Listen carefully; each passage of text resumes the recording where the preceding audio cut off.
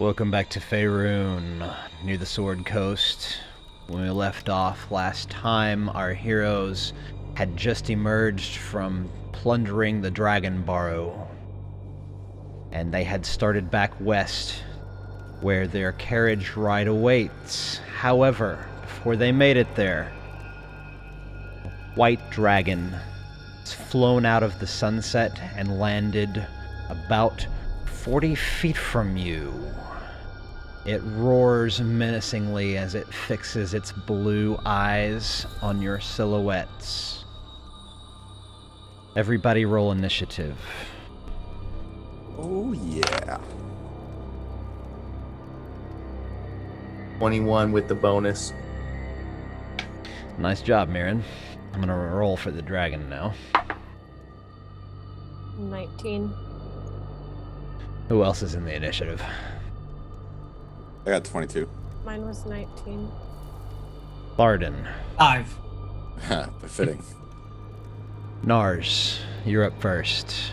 You're staring down a white dragon. You're in a group with your party, staring down a white dragon about 40 feet away. All right. I am going to reach into my coat. I'm going to pull out a small packet. I'm going to toss it into the air and use my dust of disappearance on the entire party that's around me. And they will go invisible for 3 minutes. And I will say to the party, run. And I will start to head south to spread our party a little bit distance.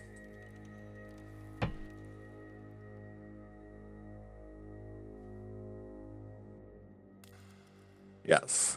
And then, like I said, they are all invisible. You will end your turn there. Yes. Myrin, what will you do? I will take the same path that Nars did, except for I want to make a little bit more distance, so I might go at like a diagonal from away from the creature. This way? Yeah, and you can give me my max 35.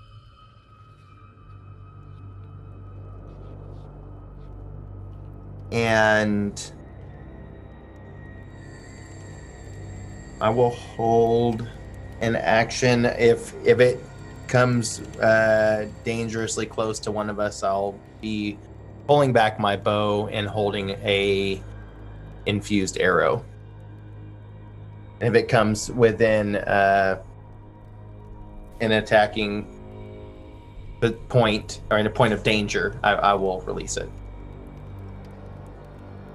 But I'm kind of running sideways as I'm doing this. I'm kind of like strafing, you know. As you do. Yes. Willow, your turn.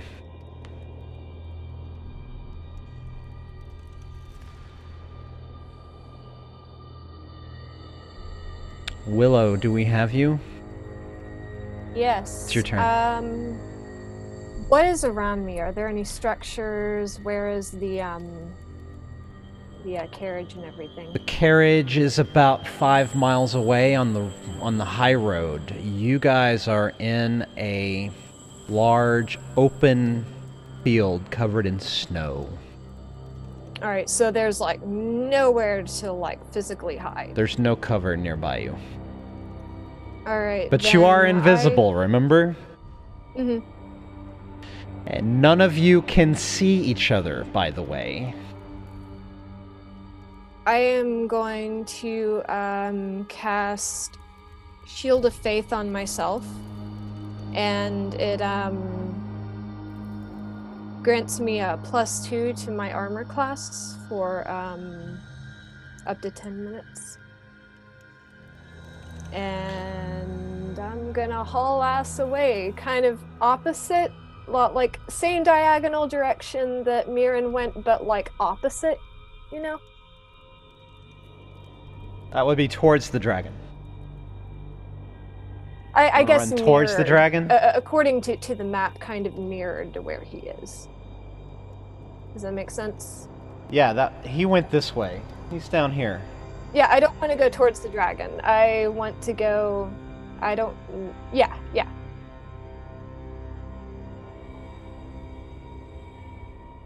Yeah, and I'm good there, just being invisible and having a better armor class. The map is... the square on the map is 10 square feet, by the way. Okay. And... Is that end of your turn? Mm-hmm. DM, not to interrupt, but as a point of order, and I'm sure Willow would know this from having invisibility, casting a spell would not work because she would drop invisibility. Oh, okay.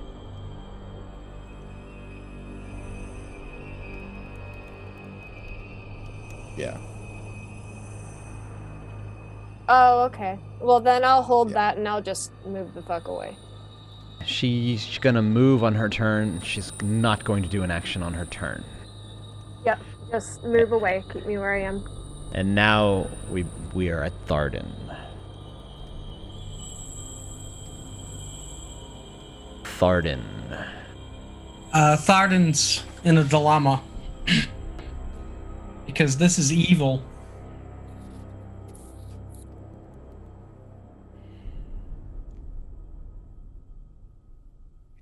Hey man, if you fight, you know we're gonna fight with you. I do know we are at low resources and we are hurting. Wow. Oh my. I am at a dilemma. Either fight or run.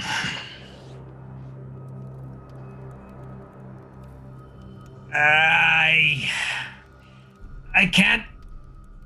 I'm sorry, lads and lasses. I've got to do it. And I charge the dragon. You've got 25 feet of movement. Myrin. And then as a bonus action, I misty step right next to him. If I don't reach him. So if you wanted to cast Misty Step, you could just teleport to the dragon. Okay, so As that's a what I'll do. bonus I'll just action. teleport instead of moving. And I swing. that brings down your invisibility. Okay, and I swing twice with my newly acquired axe. The Dragon Slayer axe. Roll those attacks. Okay, 17 and 19. One of those will be a hit. One is a hit. Oh my.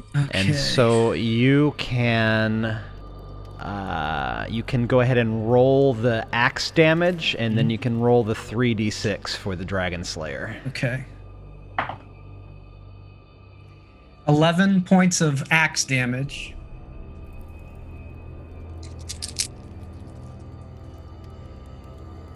And 16 points of extra dragon slaying damage. And I evoke a spell slot. I just used a spell slot. I misty stepped. You Misty Stepped. Yep, How many and I spell have- slots do you have left? I have one spell slot left, and I'll use that now to add on to my damage using my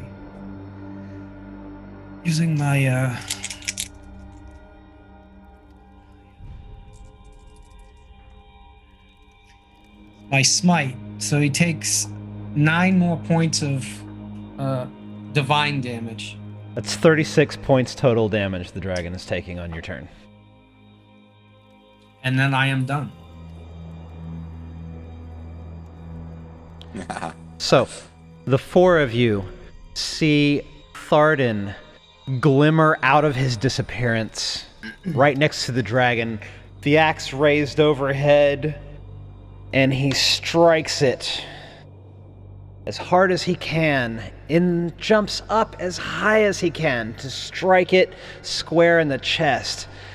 And you see the Dragon Slayer, the blades of the Dragon Slayer glinting in the last rays of the setting sun as he does this, and you see the dragon is knocked back a little bit by the force of this blow, and it lets out a great roar.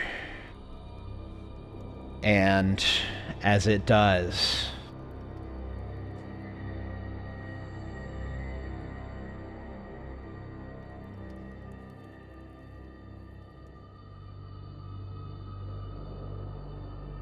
all of you are within range for this. This creature evokes a frightful presence. I need each of you to roll a wisdom saving throw.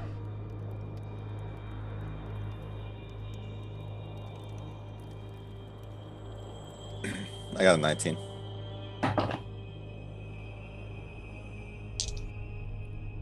Thardin got a 25. Oh, damn. We're rolling like gods. I hope I jinx us. Unnatural 20. Now, did you get a natural 20 or did you roll plus a modifier? I said unnatural. Unnatural. Sorry, that was Unnatural? Mhm. Okay, next time just say 20.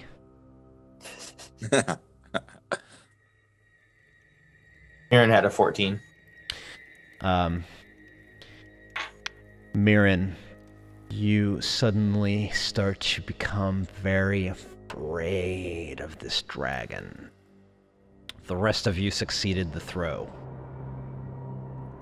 And the dragon will try to bite you, Thardin, with his powerful jaws. And that was a natural 20. All right, that hits.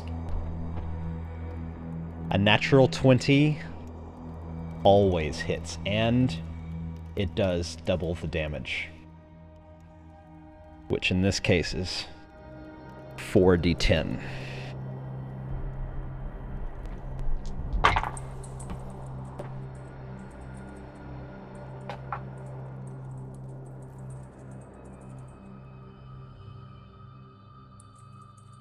"22 points of damage from the dragon's jaws."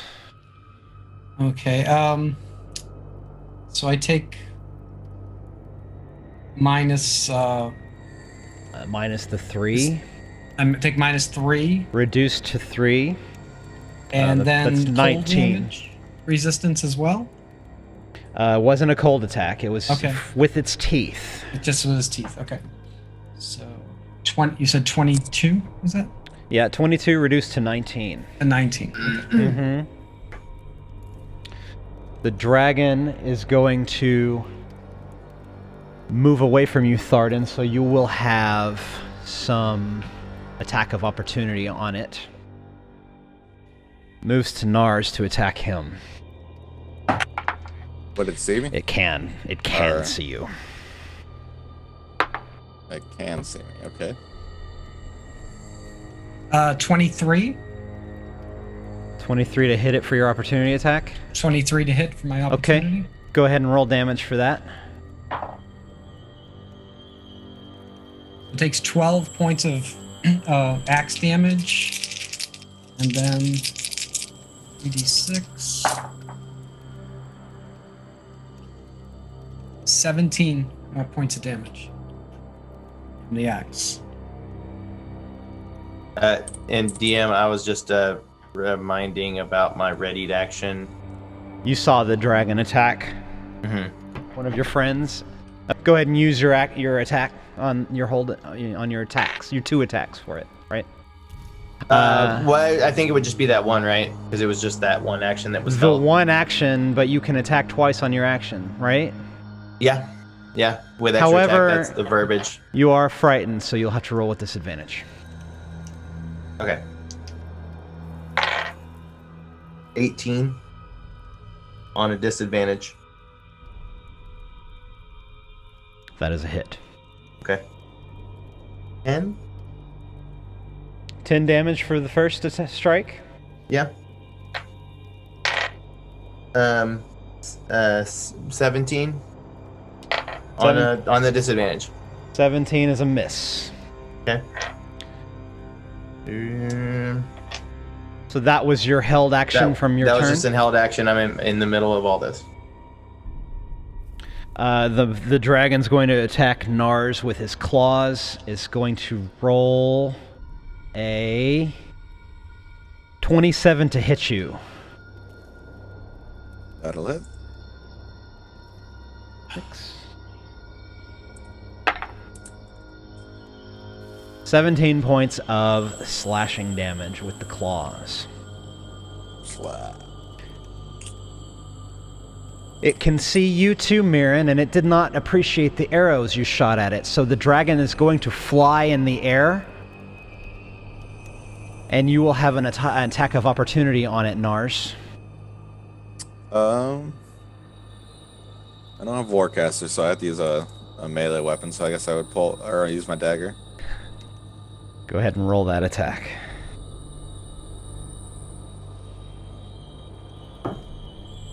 That's 11.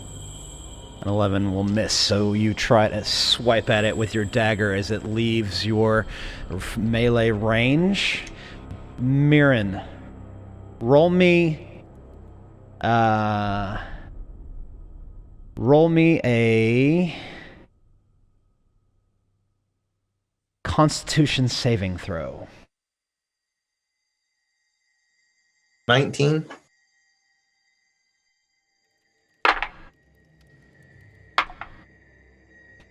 As you see the dragon start to fly, it uses the rest of its movement to hover straight overhead, coming towards you, Myrin. That'll put it right about here.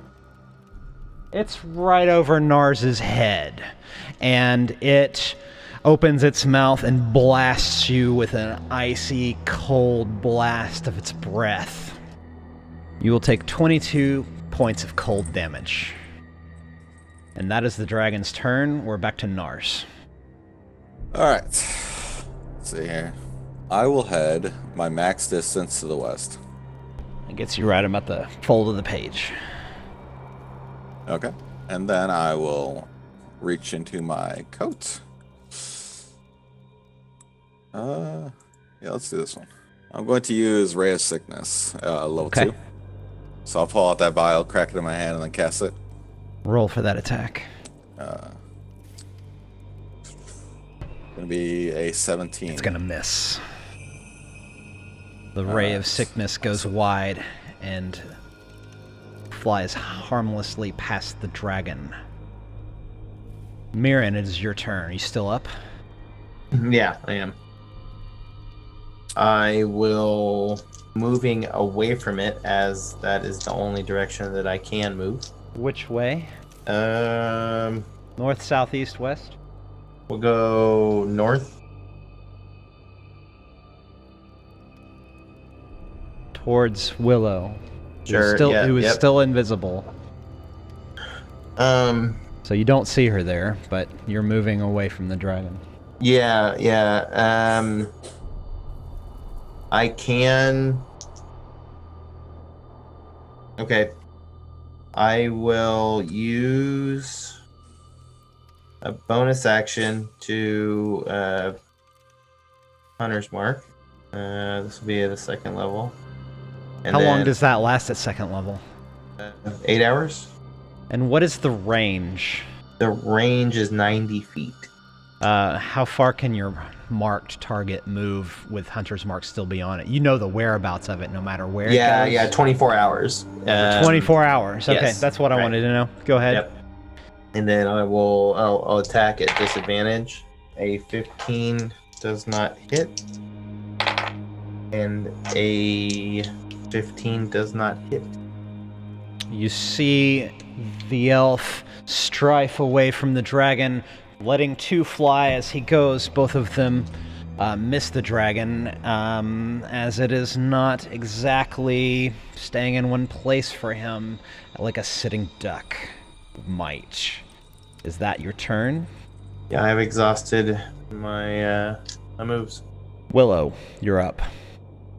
All right, so here, who's the blue marker? That's That's Thardin. All right, I kind of want to start moving in Thardin's general direction, away from the dragon, though. Just like kind of, from my perspective, it's like top of the page. About as far as you can get. Can I still understand the horse at all? Oh, I'm sorry. I forgot you're riding a horse. You're on the horse. You have 60 feet of movement. That would have brought you off the page, so if you want to move back towards Thardin with your 60 feet, you can do that. I would like to kind of move around. I don't want to get too close because I have not very many spell slots left, and I don't know if I'm going to have to resurrect somebody. Willow gives the dragon a large girth, but tries to circle around back towards Thardin, still invisible on the horseback of the undead steed. What else will you do with your turn? Anything? Can I still understand the horse? Like, you have a bond with the horse. It can't talk to you because it's a horse, but you have a bond with the horse. I just didn't know if the horse could impart any wisdom on its experience slaying dragons. That's a little bit too heavy of a concept for a horse, even an undead one. It's like, hey, do you see some cool shit out there? Can you tell me about it? In the heat of battle.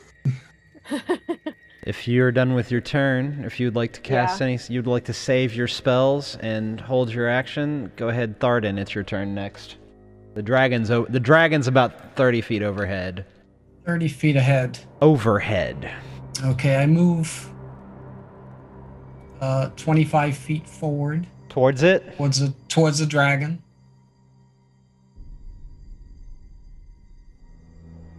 And I cast. I don't cast. I use a trait or an ability. I use one of my sacred oaths, and I channel divinity to do the vow of abjure enemy. As an action, a creature that is within 60 feet has to make a wisdom saving throw of 13. On a failure, that creature is frightened, and its speed is reduced to 0, and it can't benefit from bonuses to speed for 1 minute or until it takes damage. On success, the creature's speed is halved for 1 minute or until the creature takes any damage. It succeeded your throw. It rolled a natural 19. Okay. Anything else on your turn, Thardin? Yes, that was an action. It was an action, a bonus. No, I'm done. You all look as the dwarf shakes its fist and vows an oath and calls out to Moradin to help him. And with that, it is the dragon's turn. The dragon flies towards the east.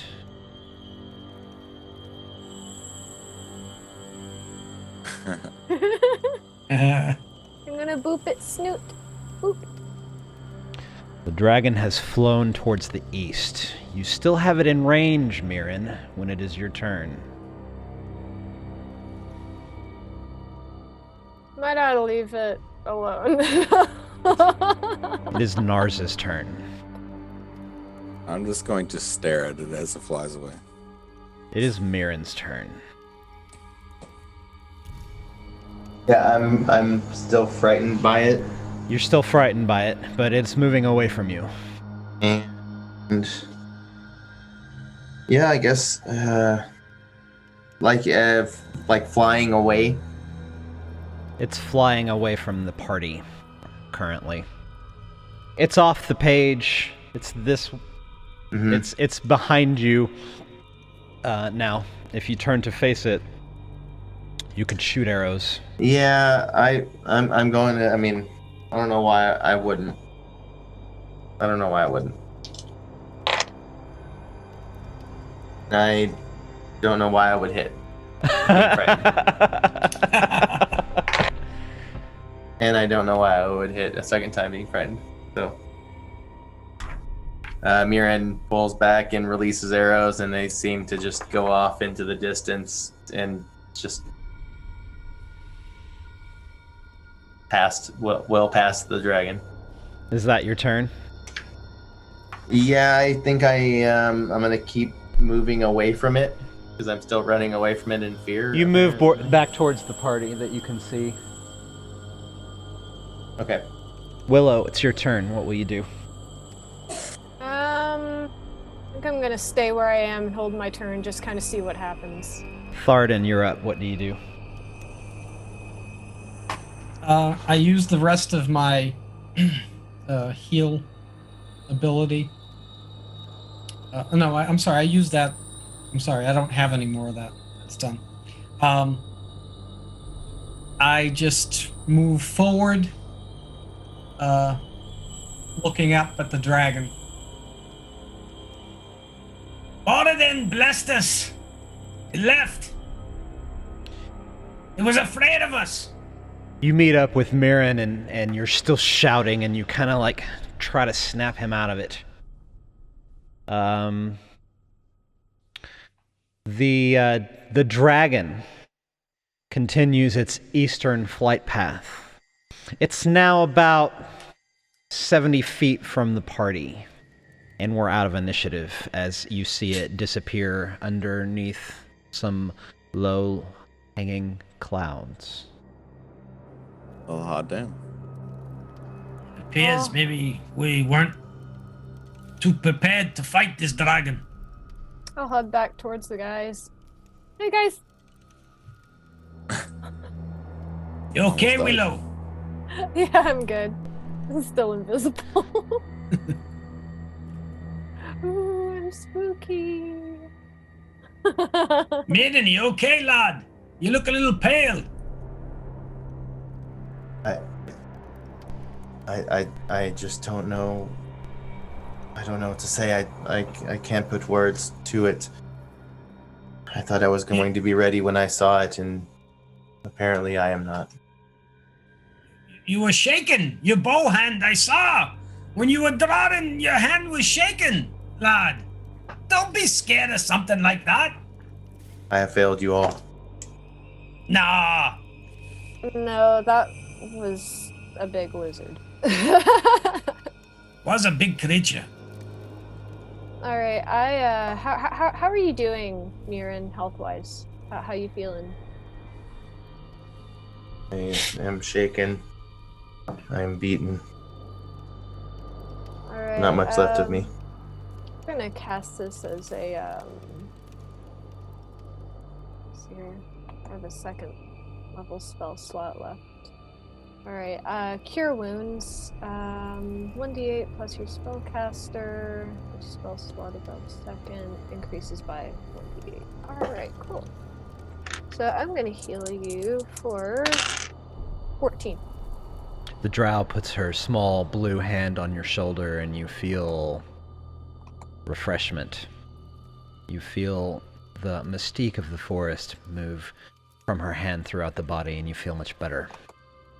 I take a seat on the ground here and cross my legs and bow my head, and I just sit there as they're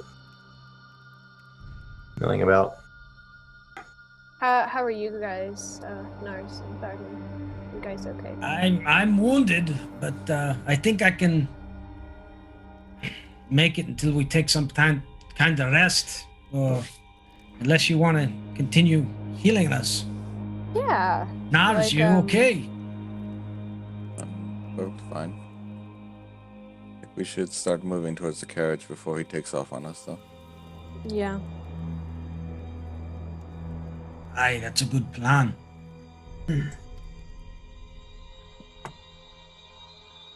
And I guess while we're on the way there, and just to be safe, I'll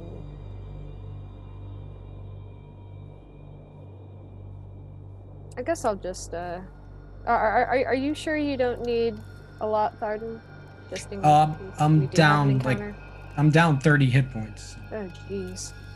Okay, then this one I'll cast as 3rd level.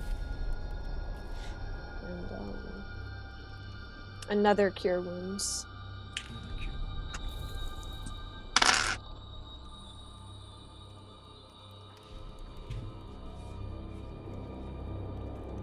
Two. 22? Uh-huh. This time the drow has to hop down off of her steed. As she puts her little invisible hand on you, you feel the majesty of the forest flow into your body, and you feel much, much better. And how about you, Nars? You're good? I'm perfectly fine. Okay. The party makes their way into the setting sun. The three of you walking with your drow companion. The party walks silently in contemplation into the setting sun until you come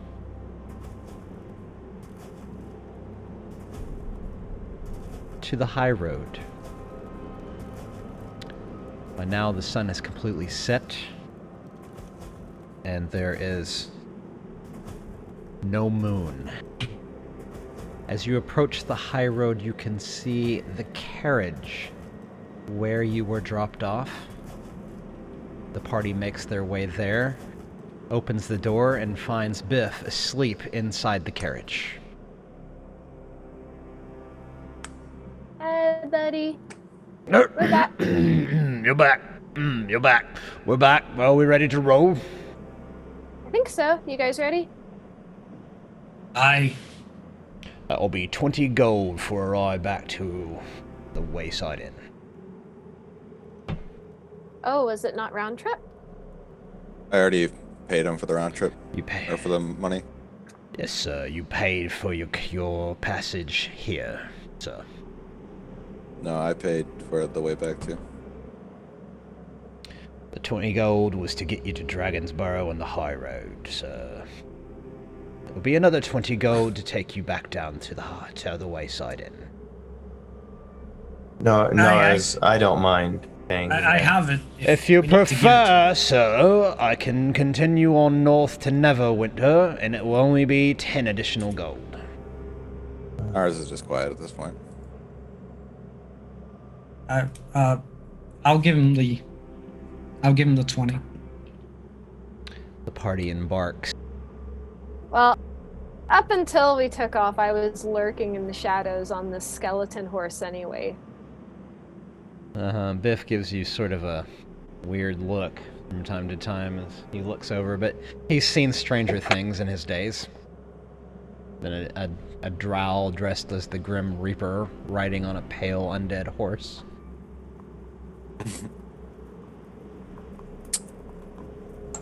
DM, the loot and the necklace, they were magical, right? Yes, they are in the bag of holding. I can, I- pass it to you guys through the window. Yeah, I would like to try to identify them on the way back, if possible. As the carriage bumps and rolls along, Myrin and Thardin are sitting across from Nars as he takes out his spectacles and puts them on. And he takes the 2 items that were recovered from the Dragon's Burrow, and he begins to cast Identify. So he takes out his black pearl and waves it in small circles over the items. Are you doing this as a ritual? Yes. Okay, you see this ritual begin to take place. You see Nars looking in his journal, You see him as his eyes light up.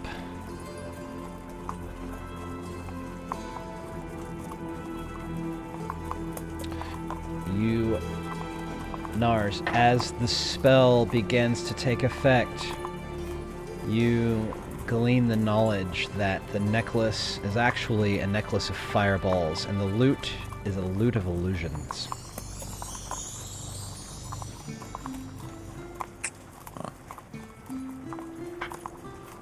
We could have used that necklace in that battle. What does the loot do? Do I know more about the loot? What exactly that spell does?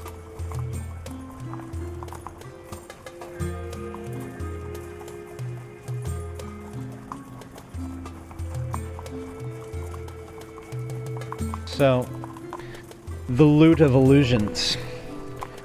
As its meaning becomes clear through the spell, you can tell that while you are playing this musical instrument, you can create harmless, illusory visual effects within a 5-foot radius sphere centered on the instrument. If you are Bard, the radius increases to 15 feet. Sample visual effects include luminous musical notes, a spectral dancer, butterflies, and pretty falling snow. The magical effects have neither substance nor sound, and they are obviously illusory. The effects end when you stop playing, and Nars clicks a few notes from the lute, and what do they see? Undead horse carrying a drow. You see in the middle of the carriage a likeness of Willow riding her undead steed outside the carriage. Nars and Thardin look at it and wonder, and they look outside and see it really happening in real life. And then they look back to this holographic type of image that is illuminating the carriage. Like Willow would like this. Yeah. Could be a scary Disney princess. Nars takes the lute and gently sets it aside in the seat next to him that is unoccupied as he begins to look at the necklace. And as the spell starts to take effect, you can tell that this necklace has 1d6 plus 3 beads hanging from it. You can use an action to detach a bead and throw it up to 60 feet away. When it reaches the end of its trajectory, the bead detonates into a 3rd level fireball spell with a DC 15. Jesus Christ. You can hurl multiple beads or even the whole necklace as one action. When you do so, increase the level of the fireball by 1 for each bead beyond the first. Go ahead, Nars, and roll me a 1d6 to find out how many beads are hanging on the necklace. Okay. That would be 2 beads. You roll a 2 on the dice? So there's 5 beads total on the necklace. Oh, 5? 1d6 plus 3. I'll just tie it around my wrist. As you know, that necklace seems awfully familiar.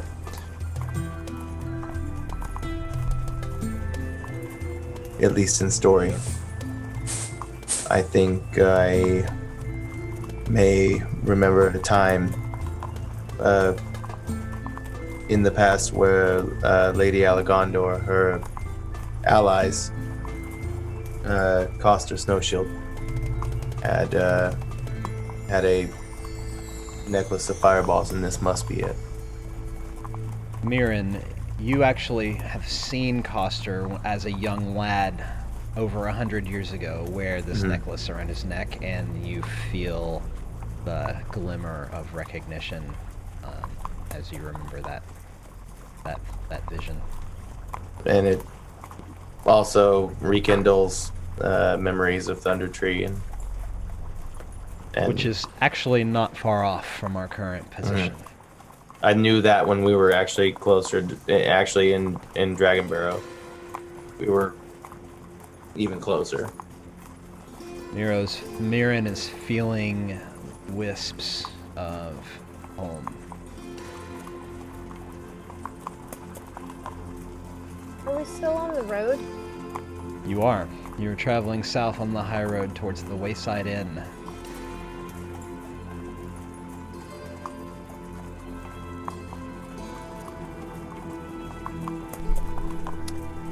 I think I'm gonna fuck with the carriage guy.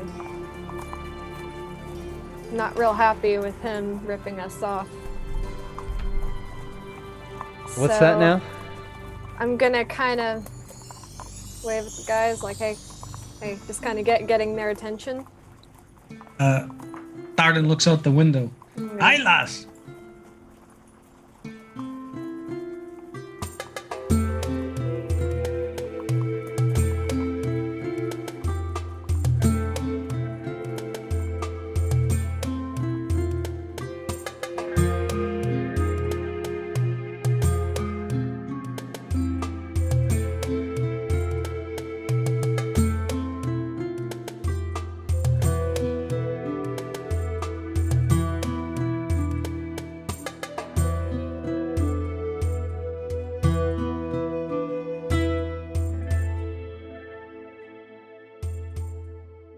And the carriage comes to a stop in total darkness. You guys are currently you're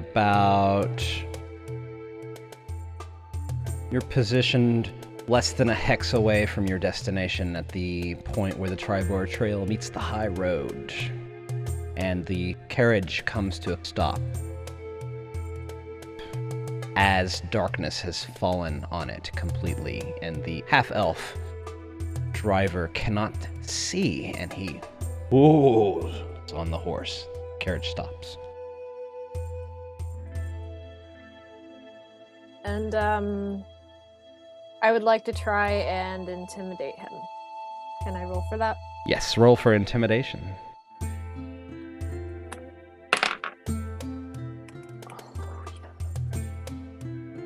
How is a 16? He's been not too sure this entire trip what is going on with the undead horse. He looks at you, he looks over his shoulder. You are riding on the eastern side of the trail, so he keeps looking over at you like he thinks the Grim Reaper is following him, and he's gone a little bit pale and gaunt. I think. Why have we stopped? I lean out. Nars, when you do so, you realize that you can't see a goddamn thing hand in front of your face. Even with the goggles of night, you push him down, still can't fucking see. Push him back up. I just lean out and I just say it to him. Well, I don't want to get us all killed, mate. Can't see where I'm going. What do you mean you can't see where you're going? It's dark. It's a magical darkness, I think.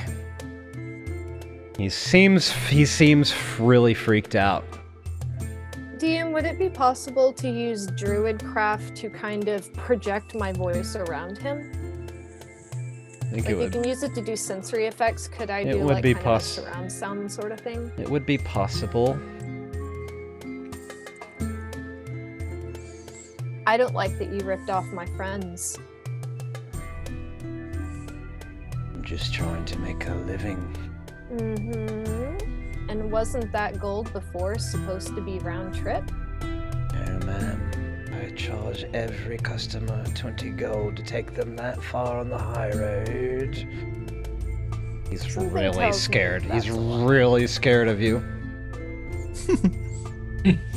Well, you know, me and my friends just fought a dragon. What? We could have just let it come after you. Did you kill it? We could have just let it come after you.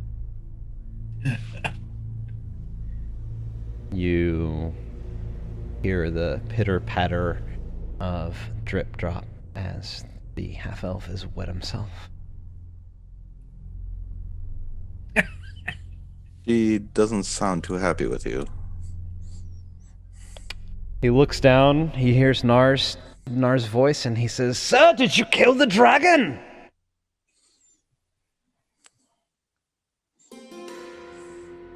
Nars does not reply. Silence and darkness. How long does darkness last as a spell? What's the duration on it? Back up to 10 minutes. Uh-huh. And you've been talking to him for about 5. I'd just like you to keep that in mind.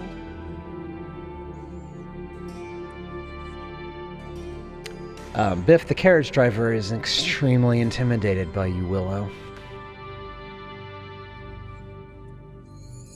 And I'll use my hand and just bring it down and cause the darkness to dissipate. Biff is startled and he all of a sudden regains his senses and snaps the reins and off you go again.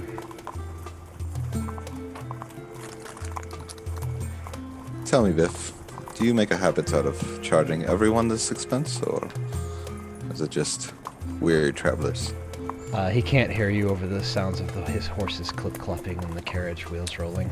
I'll use prestidigitation if I need to. Make it louder. Oh my god. So Biff hears Nars' embodied voice as he's driving the carriage along, and he says, "It's just the going rate, sir. It's dangerous out here on the high road with the dragon on the loose, sir." Does he have any weapons? You don't know.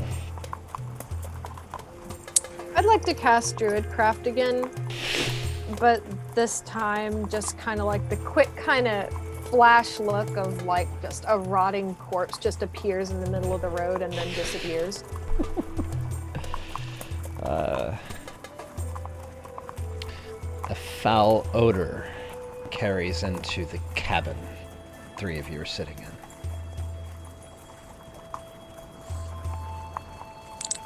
I'll climb to the front and sit next to him. Okay. I suppose you could do that pretty easily with no skill roll. Seems he's been startled by something. What did you see? I didn't see anything. Why are you stopping? I thought we had places to be. Do you do this all the time? Overcharge people and then drag your ass? Good job, buddy. The cutting words are echoing around in the brain of Biff, the carriage driver. He is sitting in his own shit. Tell me, my friend, do you feel outnumbered?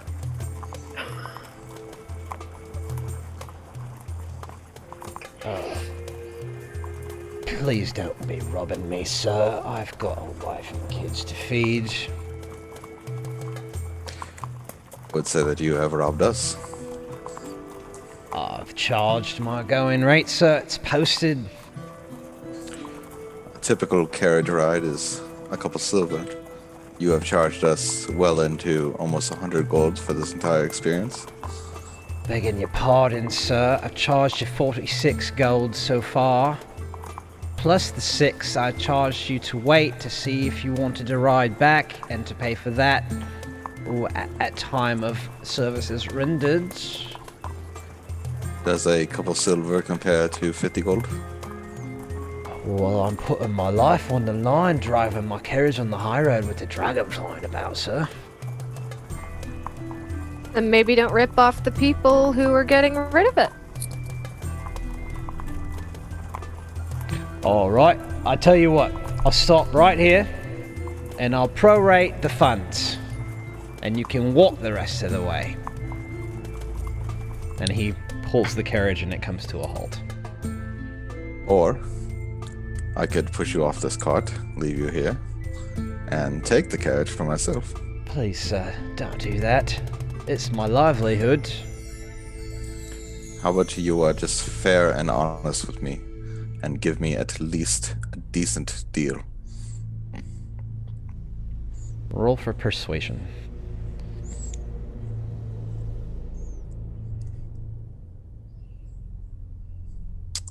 $16.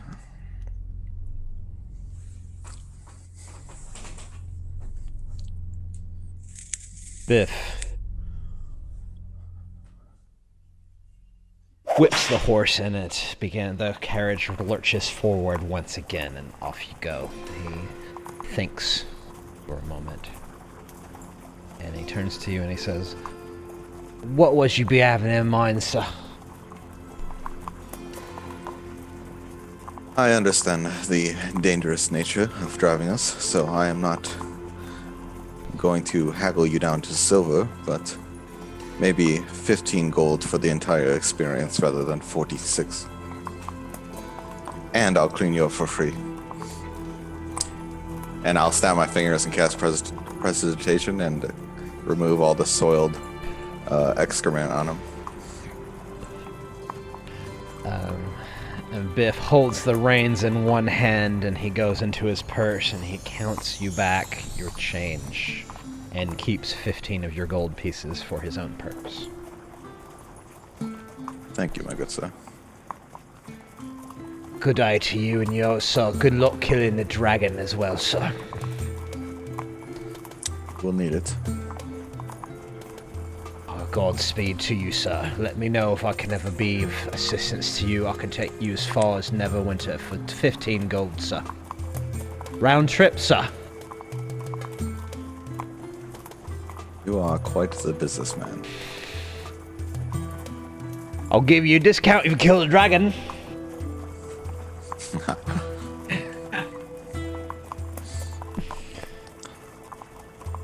Part of me likes you, Biff.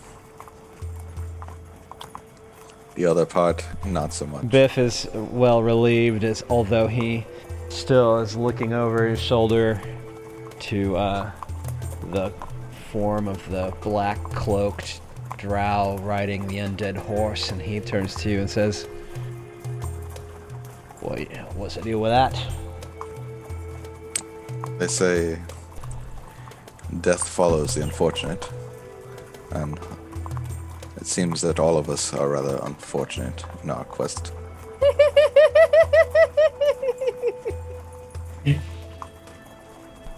Begging your pardon, but I like you as well, sir.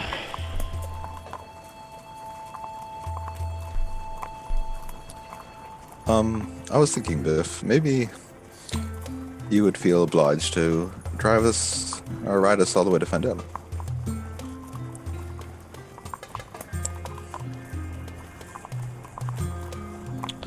Well, we'll have to see about that when we return, and we're almost here. There, over the corner, just around the bend, you can see. It's quite dark outside, so you can't see that far. But you can see that I have another fare waiting at my establishment. And so Do I see a fare down the road? you see a very foppish-looking gentleman and a young lady, two humans, and they are looking at their own pocket watches as they had booked passage to Neverwinter this evening. I smile at him and I nod. And the carriage pulls up in front of his shack, and the party disembarks.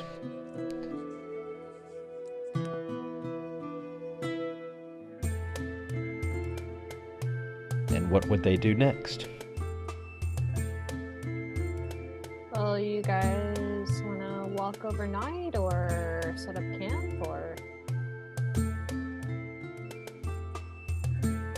No audio Sorry, I from was Myrin. kind of a bitch back there, by the way. No audio from Myrin. What's the current time of day and weather conditions? It's Not midnight yet, but it is the first part of the evening. It is dark. There's no moon. Well, Biff, you wouldn't be, happen to be driving back to Neverwinter tonight at midnight, would you? It's not midnight yet. They are leaving tonight, but they'll make it after midnight. Aye. Well, my friend asked you maybe you wouldn't mind giving us a ride to Phandalin. Aye, sir. These folks have booked passage and I'm late to pick them up already, sir. It's alright, we will camp here and rest up before we head back to Phandalin. The party would like to camp right there at the, Can Probably, I'd probably talk to the party first, but I imagine we'd be off to the side, like hidden somewhere, but... maybe not we, in the- Could we go into the shack? Ah, that's a good idea. It's only about 5 by 5. It's not really for... Okay. It's just his shack where he keeps his business papers and desk and things like that, and maybe we. it's off limits. It's locked, and he's already embarking with his next passage, and they're leaving. Wasn't there a small barn, though, with the horses? There was a stable. We rest in the stable? Is Thardin asking the party? I would be. I think he's asking DM if it's big enough for all of us. If you're asking me about the stable, I can tell you a little bit more about the stable. Sure. It's a big trapezoidal building, oddly shaped, and there's a big barn door with the 2 levels that open. You know how barn doors are, and the upper level is open, so you can walk up to it and take a closer look inside if you want. Myrin, were you trying to say something? I think I'm happy to set up camp. I did, however, think that maybe we would make a few more advances towards our goal and at least move down the Tribor Trail. We could set up camp somewhere along the Tribor Trail. I have no mind sleeping under the stars as long as the weather was good. I don't think actually, DM, I don't know if I got anything about the weather. Did I hear anything about that? The weather is cold and there is snow on the ground. Mhm. It snowed while the party was inside Dragon's Burrow. So it's been snowy the whole time we've been in the garage. No, there was a blanketing of snow that happened while you were inside the Burrow. Mhm. And then the storm moved past, so you just Okay. came out to snow on the ground. You have seen no weather. It's been clear. Okay. This isn't something that's outside of Myrin's capability, so he'd be fine with it. Myrin the Ranger would be fine sleeping outside in these conditions. You just want to move down the Tribor Trail a bit more? Myrin is visibly shaken by the experience.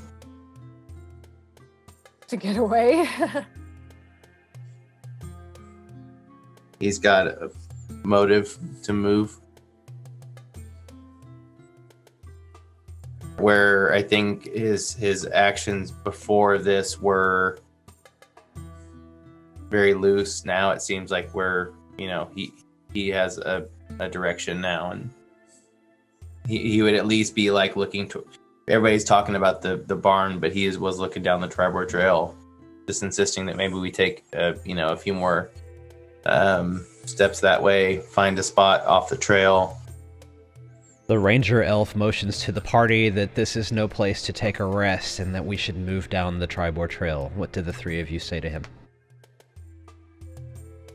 You know best. That's fine, lad. Let's pick a spot before it gets too cold. Yeah, we can stay up and I don't think Myrin and I have to rest as long for a long rest. Is that right? I don't rest. Yeah, it's not a rest. It's a trance. Yeah, with like elves and. 4 hours for elves. Yep. Okay. We could like take turns keeping watch, and it wouldn't affect us negatively. But I'm actually looking forward to getting into my trance. The experience with the dragon has left me shaken, and I think that's the only way I'll be able to get out of it. Cool. I can do first watch then. The party moves a little ways down the Tribor Trail. I'll say that you got halfway back to Phandalin on the Tribor Trail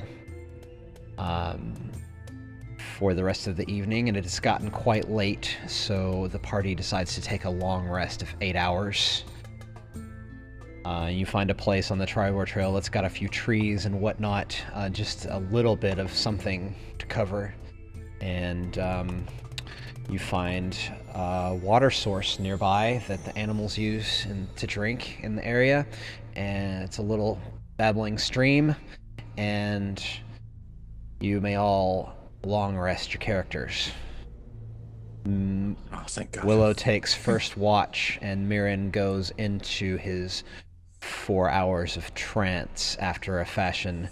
He dreams of times when he was a younger elf, and he can see very visibly the face of Coster Snowshield in his dreams, and he reacquaints himself with those memories while he does his trance.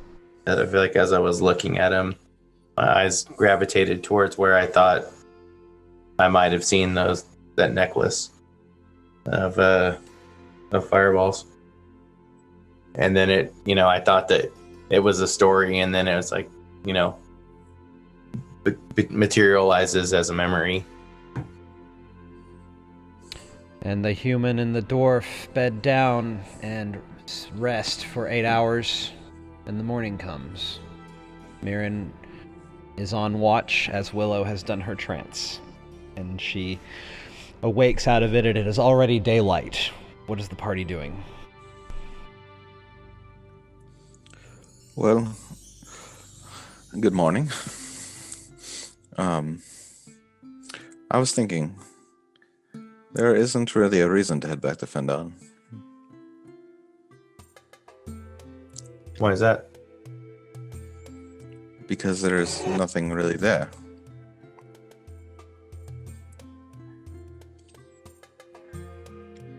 I could agree with that. I don't have regents to make potions. There are no citizenry there.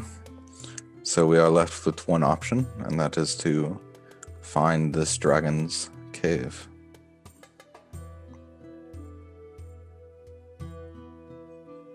Well, there is the centaur. He was a centaur, right, DM? Yeah. But, I mean, we have went in the opposite direction of that.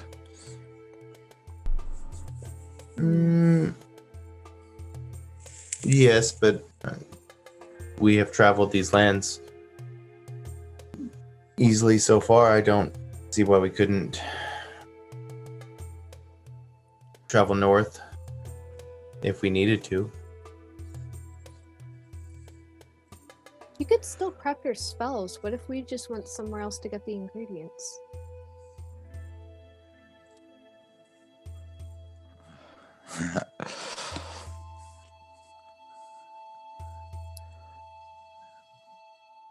Give us a little more time to figure ourselves out and what we're going to do. Thardin thinks their other option could be, well, he thinks 2 options. Maybe 3. First, we could go back into Phandalin,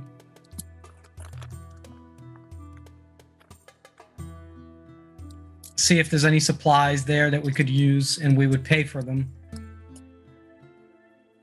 Second option is if we go to Axholm and resupply there. Third option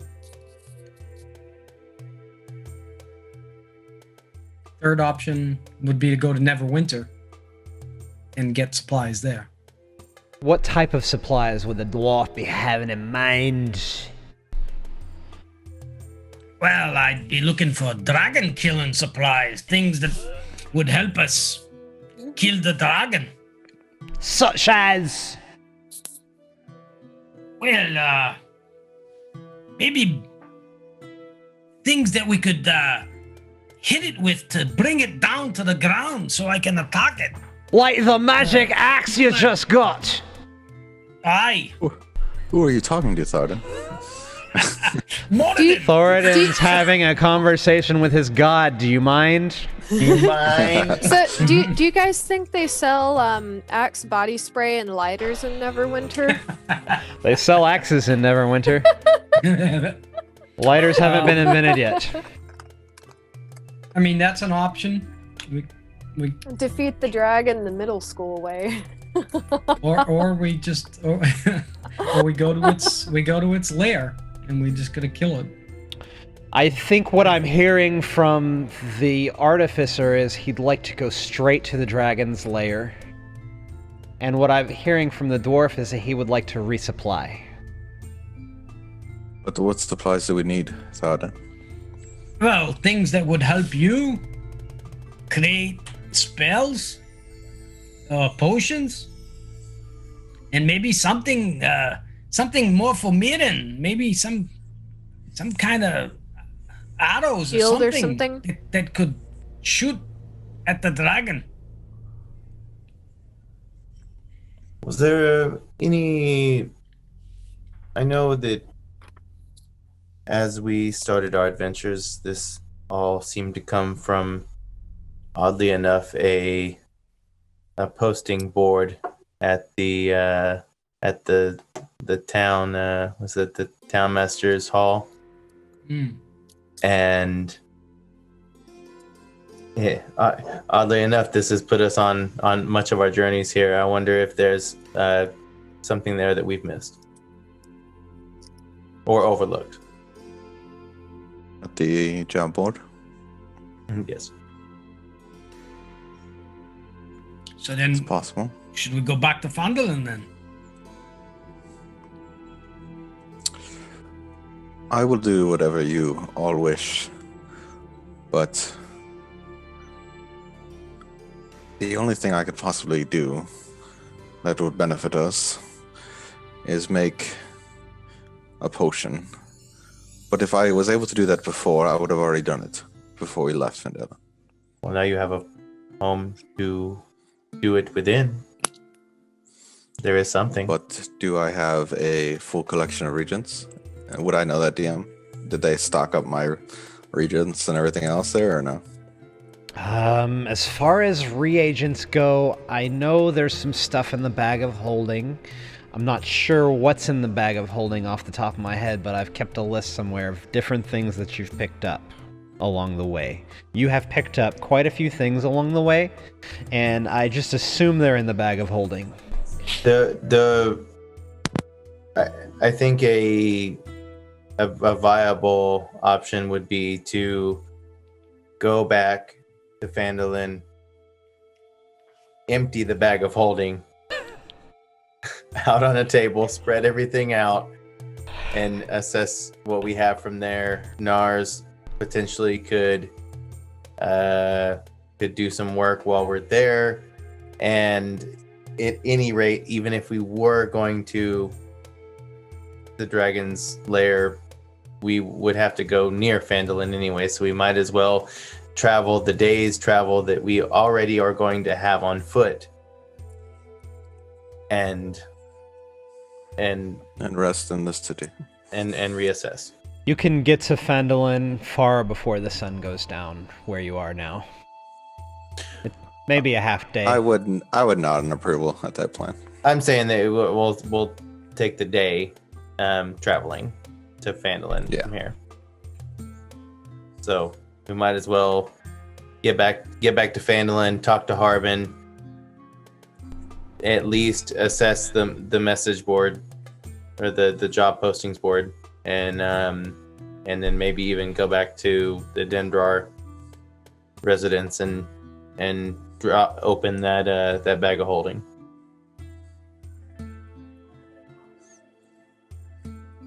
I think we are in agreement. But I don't think Harbin will be there. He'd probably be in Oxholm with the rest of the village. You guys are still discussing as you walk south towards Phandalin. Have they actually left? We did ask them to leave, but I know that Harbin did.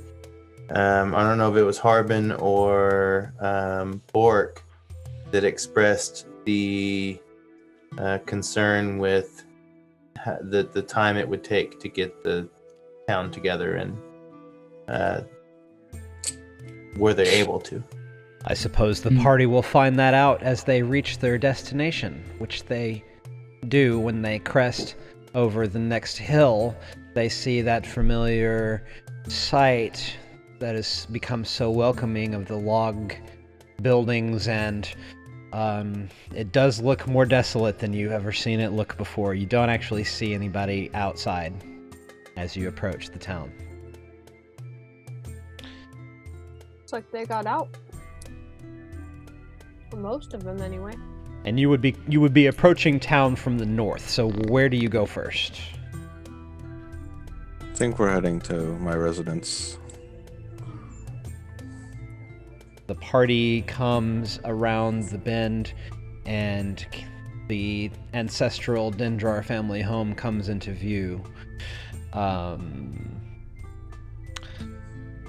Nars leads you to the front door, and he reaches then in his pocket and produces out a gold-plated key.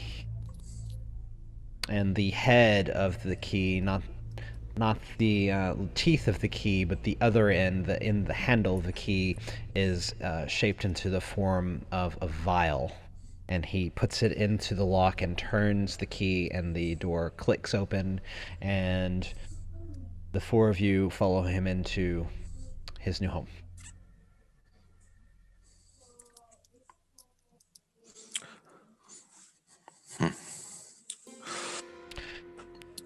First thing you notice upon walking in, Nars, is the 4 chairs in the common area to your right.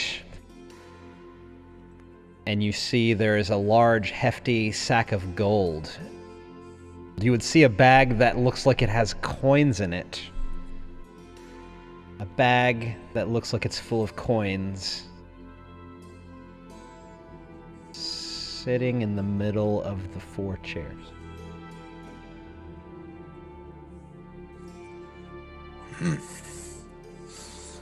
Is it fan mail? Looks like some sort of compensation. I will hand it to Willow. Bag of holding? You can... Yes, we'll make it a party fund. Okay. And then I do want to go to the Alchemist Supplies and see if I see anything that would provide a low-level resistance spell, which is a cantrip, or a healing. I'm sorry, repeat that again. Where do you want to go? I want to go into the alchemy lab and look for if I believe there'd be enough supplies for a resistance potion or a healing potion. What potion have you rolled up for the day? Oh, I haven't rolled anything, but I can roll d6 right now. Let's see. I rolled a resilience potion. I will say that there are enough supplies in there to make one of the other 5 potions on the table. And they're just laying around kind of haphazardly, but you can roll on that. You can roll again on that table and make a potion with what's there and stocked in the lab. Not that they would know what to stock your lab with. Mm-hmm. That's what I figured. You do see that you could cobble together a potion, and I'll let you roll for that. If you roll the same thing, roll again. Okay, I rolled a d4, so I got a potion of boldness. And that'll be not your daily potion, so it won't go away after 24 hours. Okay. You just have that for your inventory. Yeah. All right. I like Myrin's plan of laying everything on the table and seeing what we have. Let me see that bag of holding. Dump it out.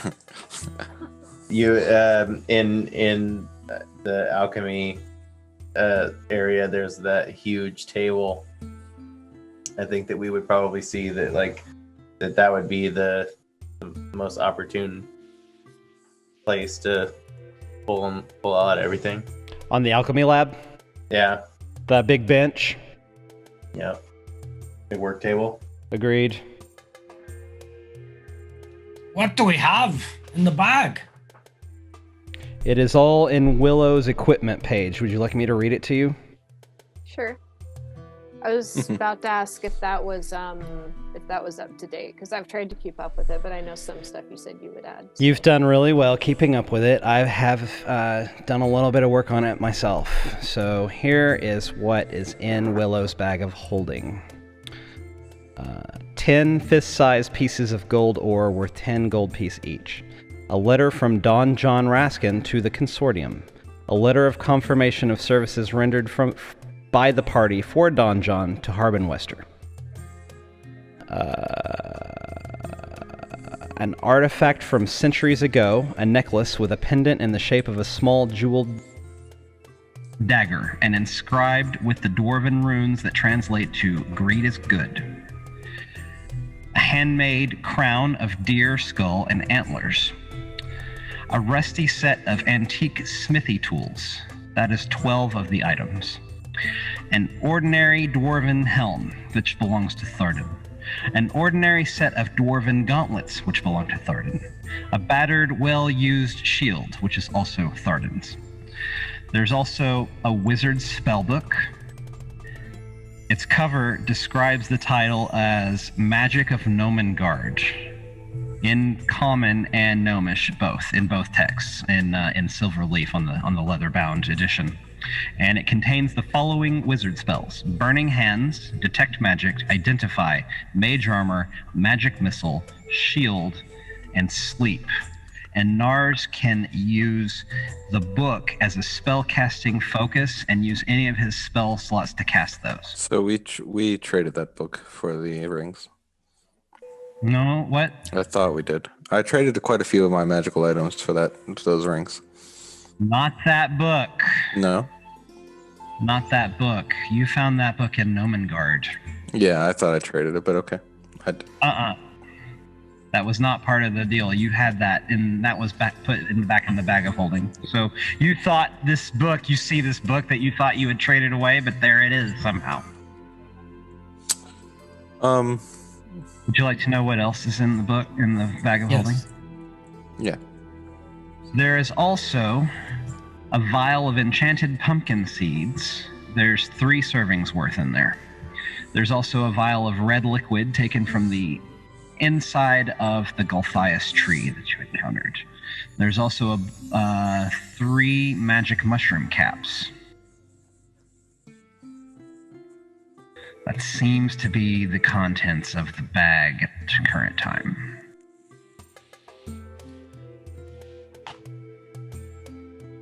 I could change my infusions. Oh, hang on. Do you have the oil on your person that you took from the basilisk? Mm-hmm. Yeah. Okay. But the only thing I can make out of that is a anti-freezing agent. I'm going to say that you've got a lot of magical shit here, and there's no real way for me to determine what spells you can make in the rulebook, so I'm just going to go with the rule of cool. Oh, I still have 2 vials of holy water also, if that helps for anything. Those are on your person. They were not in the bag of holding. I'm just mentioning it in case he can do anything with them. Yeah, to use as reagents or whatever?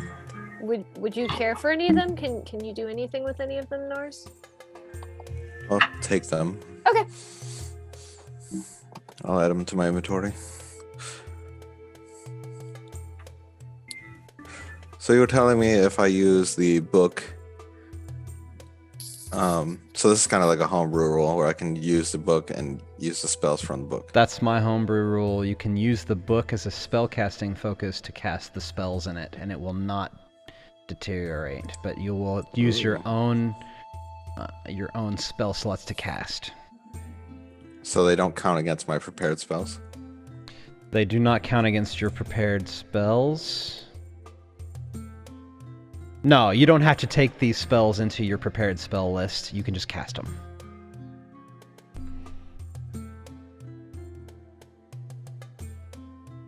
Not like a scroll. You can cast them over and over again. Like you could cast Sleep however many times at first level you have slots for. That's a pretty cool rule. But you have to be holding the book with both hands.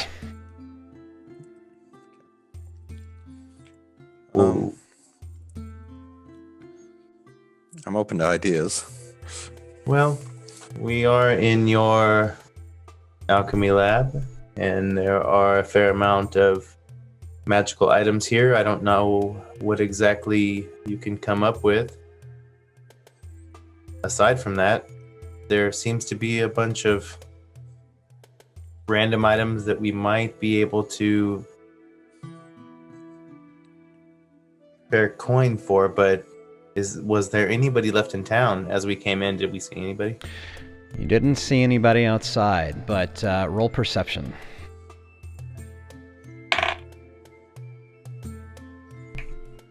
19. Myrin saw lights on at the Stonehill Inn. Every other window you noticed was dark, but as you passed into town from the north, you saw that there were lights on at Stonehill Inn. And with that kind of a roll, I'll say that your nose detected the wood burning from several different fires. Several different fires.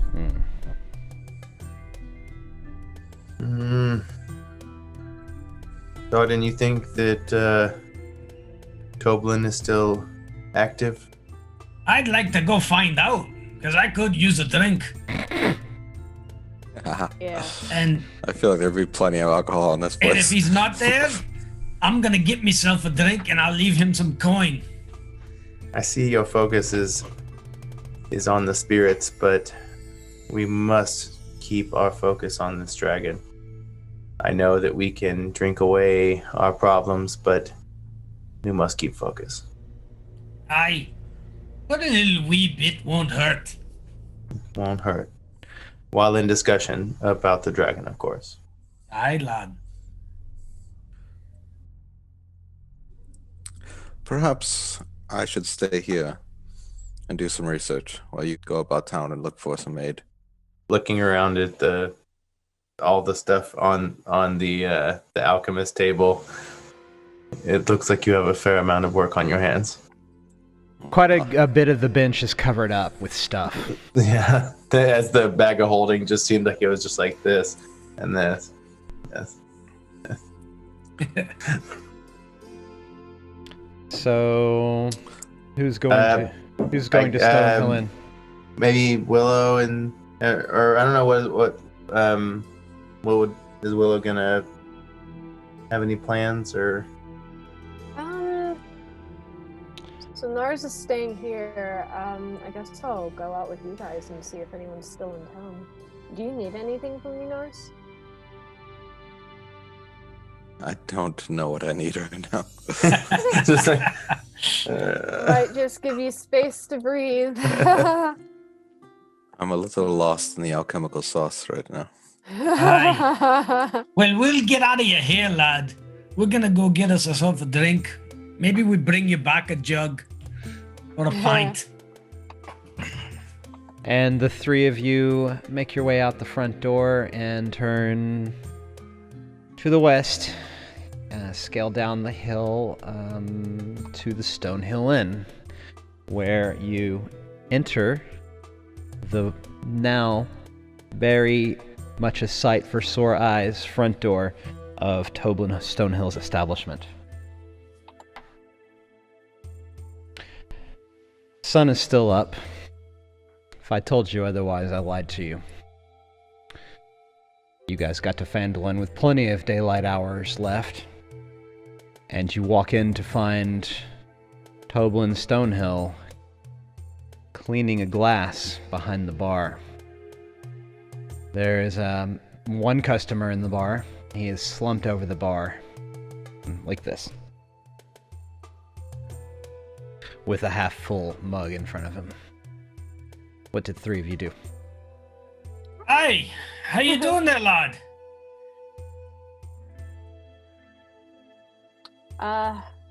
So we saw the dragon. His eyes become saucers.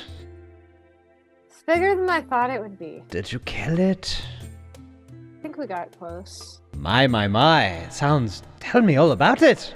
Did you injure the dragon? They did, and then it ran like a bitch. They did. Yeah. Tell me more, Master Thardin. Well, the dragon come down in front of us at the bottom of the dragon's bottom.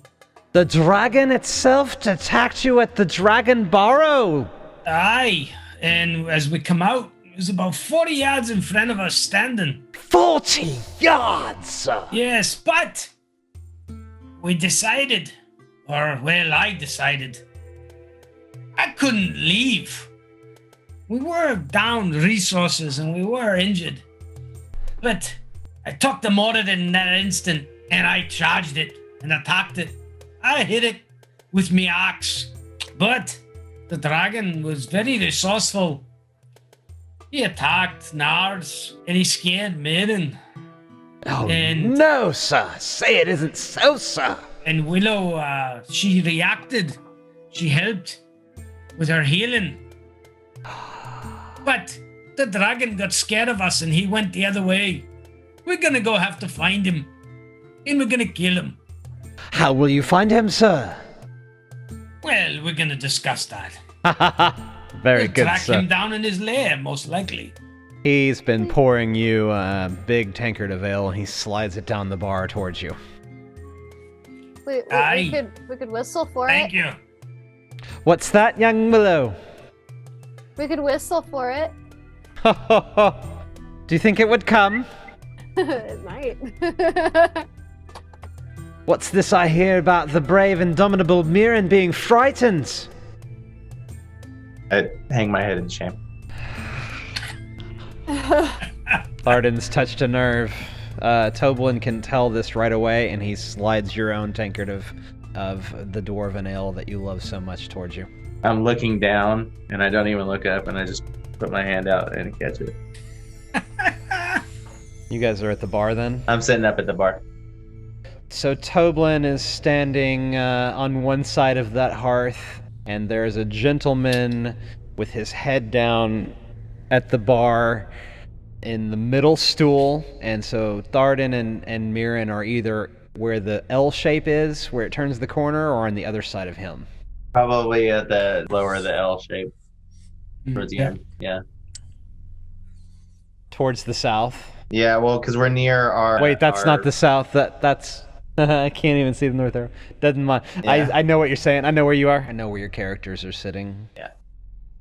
But yes, Myrin continues to drink in shame. As you drink, the gentleman with his head down begins to stir a little bit, and he says something that you can't quite make out to Toblin. And Toblin says, "Oh, yes, Mr. Falcon, right away, sir." And he runs back through the back door there. Thardin, Did you hear that?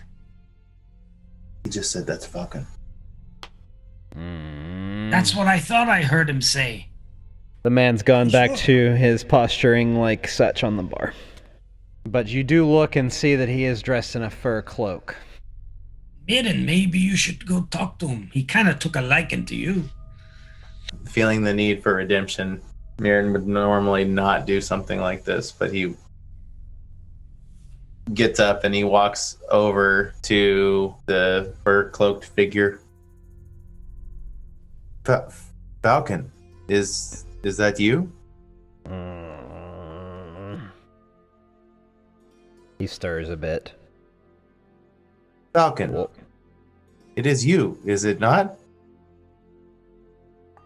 what's Myrin?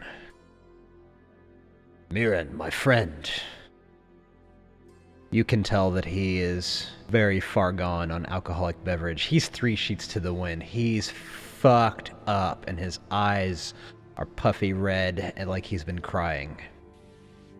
Myrin pulls the stool that's directly next to him back and sits down and asks, Falcon, is everything okay? You seem troubled. The lodge is gone. Gone? The lodge is gone. The lodge is gone. Your lodge is gone.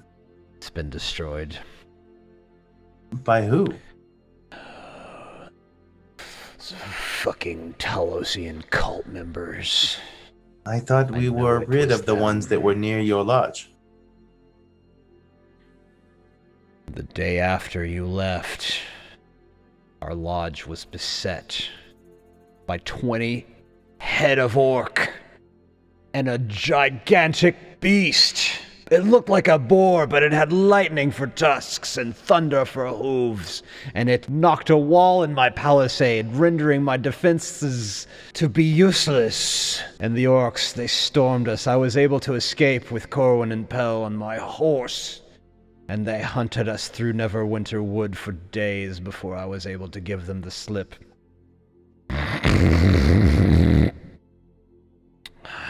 We came here to Phandalin and took up residence in the inn. The humanity of it. You were able to make it out. How? When I heard that monstrosity crash through the palisade, we were all out in the courtyard on the other side of the house. When I heard that thing come down, and I saw all those orcs, it was all I could do to grab Corwin and Pell. Luckily, they were close by. We ran to my horse and fled. That's good that Corwin and Pell are safe. However, your lodge, that is your livelihood. Your home. This evil must be stopped, my friend.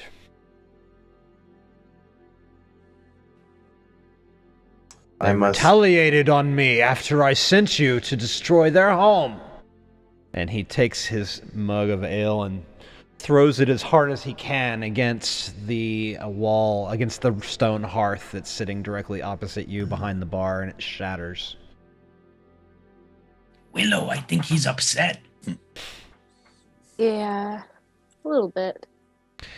He stumbles to his feet and he says, I must get to my room. I am a disgrace to myself and to all of you. And he begins to saunter off up the stairs. I'll walk back over to the rest of the party. I mean, we heard that, right? Like, we were within... You all heard that. You saw that display. Mm-hmm. I was probably speaking quietly, and Falcon was just probably loud. It was echoing through the inn. So maybe we should go take care of that. I mean, I fear that it's too late, and we should have taken care of it days ago. It doesn't mean we can't protect more people. I mean, if they'll burn down a lodge, they're still out there wreaking havoc. Like that Druid circle I met a while back, they had problems with them also. One of their own was kidnapped by them. This isn't just an isolated incident. This is happening all over. But not only that, I believe that the Centaur spoke of the Talosian threat. Did he not? Aye. And they could come and attack Phandalin too, if we don't do something. Neverwinter Wood is close to Phandalin. If they've already gotten the lodge, next is Butterskull Ranch. It's not too far from there. Well, then we should find them and kill them. Kill them all. We have a dilemma. The dragon threat is ever looming. Yet we have this seemingly separate threat. Which do we choose? Did he say what that big creature was? Was it a demon? What type of a creature we dealing with, besides orcs? You mentioned that it resembled a boar of sorts, but with tusks of lightning. Like we fought the last time. Sounds like witchcraft. I agree, we are in a dilemma. We need to kill the dragon, but we can't let this cult take over the area while we're fighting the dragon. So, where's Toblin? He's in the back.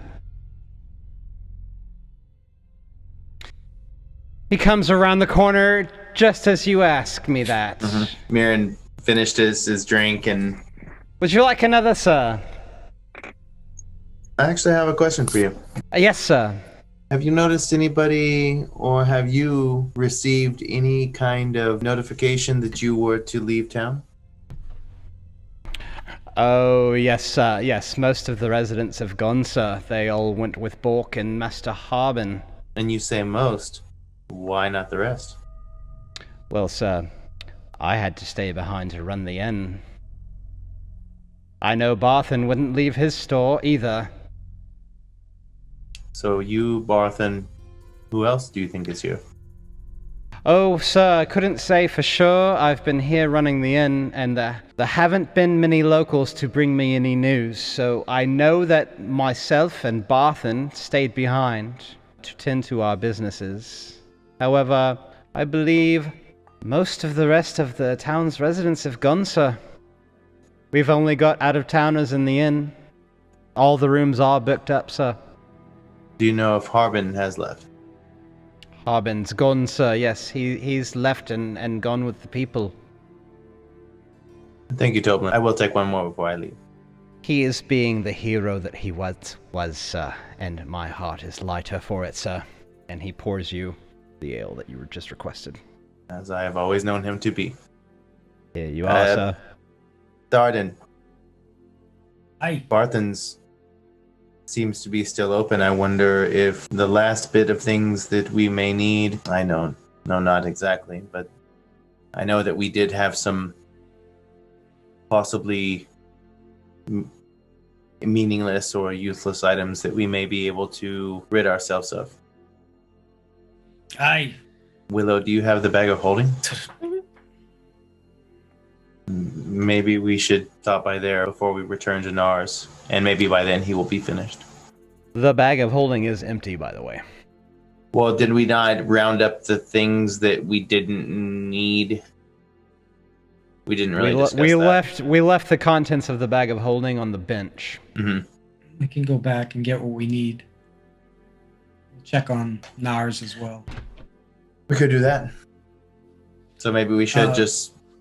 Before we trade anything, maybe Nars might need something. We'd have to check with him, yeah. Yep. And then maybe we should stop by the job postings board. I don't think that anything else would have been posted. You know, we didn't really even look at it the last couple of times we were in Phandalin. We did. Sure. We walked past it a couple times even. But yeah, I just think that it's worth a peek. Okay with checking. The party is all done at the Stonehill Inn, then? Is that what I'm to understand? I believe so. Yeah, I'm finishing up the last. Doblin poured me another. I'll finish that. You all finish your drinks, and you make your way down the street towards the Sleeping Giant, but then you turn left and find yourself back at the Dendrar family home. Barthen's provisions just over the hill from where Nars's home is. It's that reddish roof building. So you can see how the grassland makes a little hill shape. So it's just over the hill. You can't see it from Nars' residence, but you know if you just walk over this grassy hill, there will be Barthen's provisions right there. And you return to what is Nars doing when they come in the door? The long coat is off. The pipe with the pipe tobacco is in his mouth. His hair is all disheveled, and he's running around his lab, mixing and playing around with potions right now. Nars barks a hello at you as you come in through the door, and he does not stop his work. How you doing there, Nars? Trying to figure out a few things. I have devised a plan that might work. See, the creature took off in flight, and you were unable to reach him. So we must solve that problem. So we need to either increase your speed, your size, or make you fly. Ah, so you have been busy at work while we've been drinking. What? Got some news for you. I point over the counter, and it's just this bottle of pure alcohol, like probably like 90% like rubbing alcohol that I've been swinging out of. Oh God, that can't be healthy. How drunk are you? I'm not drunk, but you can tell I'm like a disheveled scientist right now. Okay. You haven't had too many swigs off that PGA. No. Nars, we have a dilemma. What is? You'll never guess who we bumped into in the inn. An ex-wife, perhaps? Good guess. We bumped into Falcon from Falcon's Lodge. Does he want? He was crying. The poor lad. I felt bad for him. Right, Willow? Yeah, the guy was a mess. Threw a mug across the inn. Myrin tried to comfort him, but anyway, here's the dilemma. Those orcs and those Talos creatures, they've come back and they burnt him out.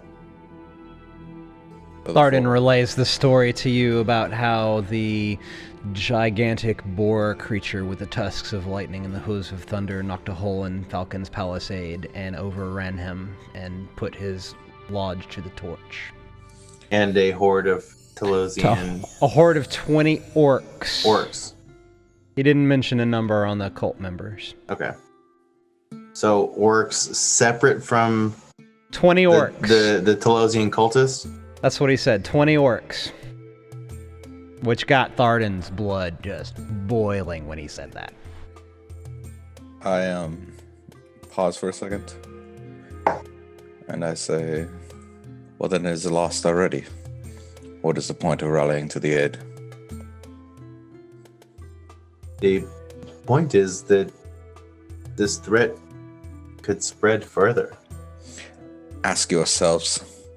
We have been caught off guard by this dragon. If we run into the woods and we engage 20 orcs and we are without spells and without health, we will die to this thing. So we must put an end to it. Believe me, I have spoken heavily of our dragon threat. It is not something to take lightly. I understand, and I feel for him, but the time is now. We have just fought the dragon. We cannot keep putting this off. In the event that we get caught off guard, and this thing heals back up and chases you down, you will all die. Do you not understand that we must catch it off guard in its own lair? Nars, I understand. I never would go against you. But the orcs! I can't let them come to Phandalin. They're in the Neverwinter Woods. They're close. Phandalin has been besieged before, and it will rebuild again. But for the time being, this dragon is our pressing concern. The dwarf has his chest puffed up against you, Nars, and he does not back down. I just turn around and keep mixing. They're all. You gotta listen to me, lad. So what if we use this opportunity to try and recruit a bunch of people? There are no people left. There's a few people here. I met a druid circle who might be able to help. And there was that creature. Centaur?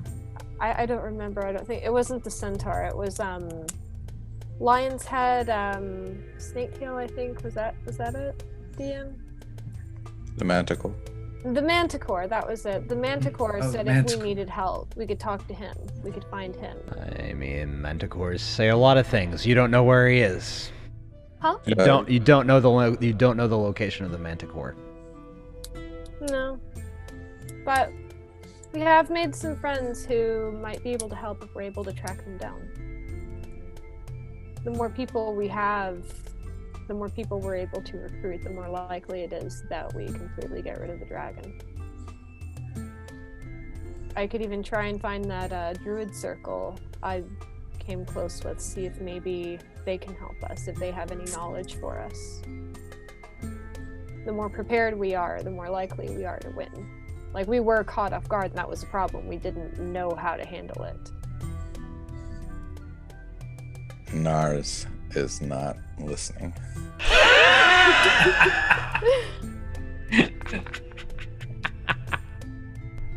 I have tried recruiting people. I have sent out messages. I've spent weeks and weeks trying to help this town with you all. How long do we wait?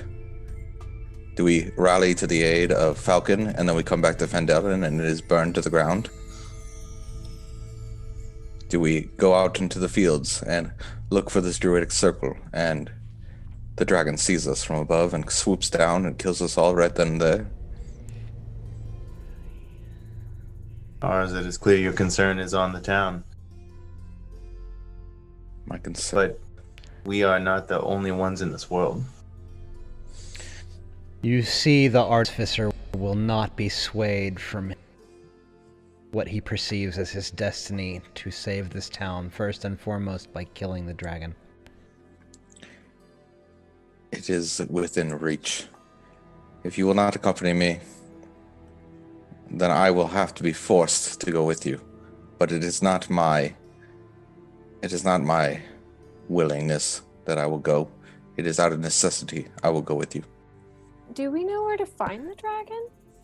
Yes, Nars begins to speak at length about a vision that he had back at the Shrine of Savras.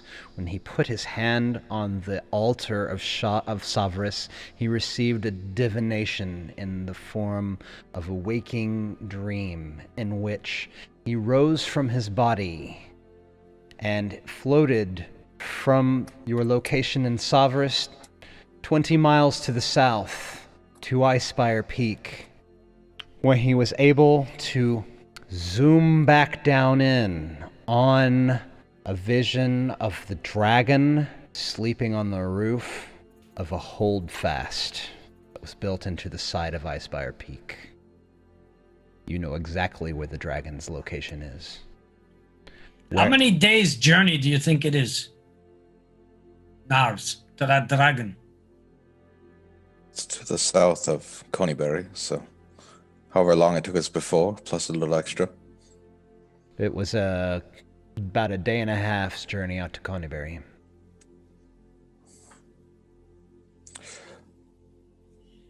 In the end, it is up to you guys. If you wish to frolic about the woods and try to find this orc tribe, then I will go with you. Nars has said his piece, and he turns back to the bench and resumes stirring things in a flask.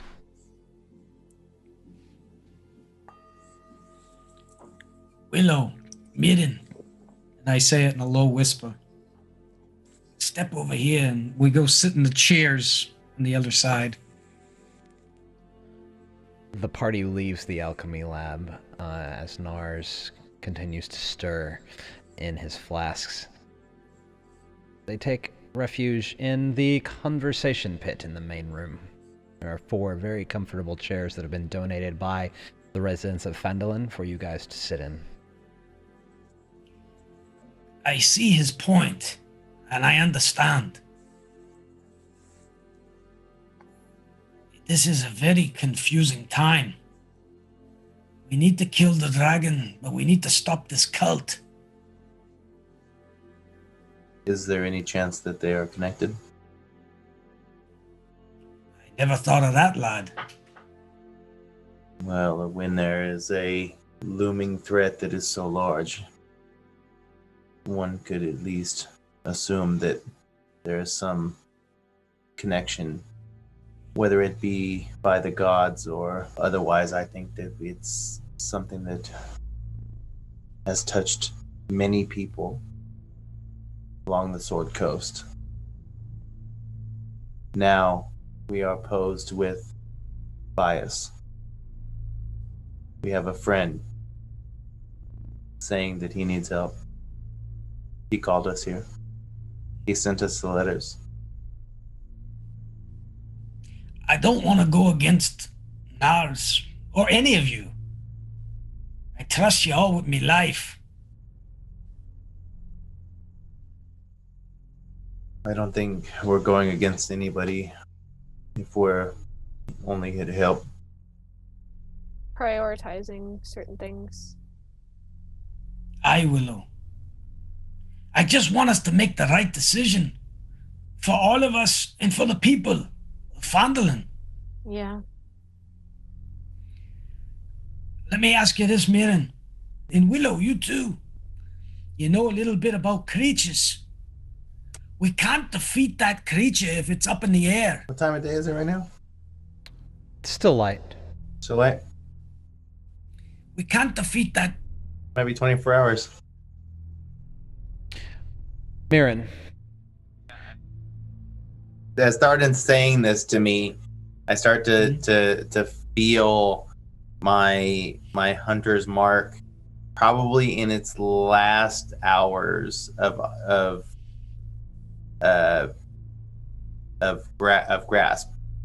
you cast that spell at sundown in a beautiful sunset, and it is still light. So, Myrin, what is the range on that spell? I know the range to cast it, but what does it say about how you know the location of the marked? Give me a moment, I'll go. The ability to hold it for 24 hours is at a 5th level. You're at 6th level. At 5th level spellcasting. Myrin. But past that, it would have been 8 hours. So 8 hours. Yeah. Myrin, you felt the beast.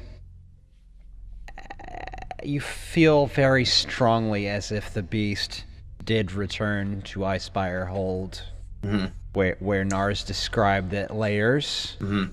I would say between primeval awareness, my my favorite enemy, and the recent hunter's mark, there's so much that would lead me to have some kind of wispy tracking of sorts.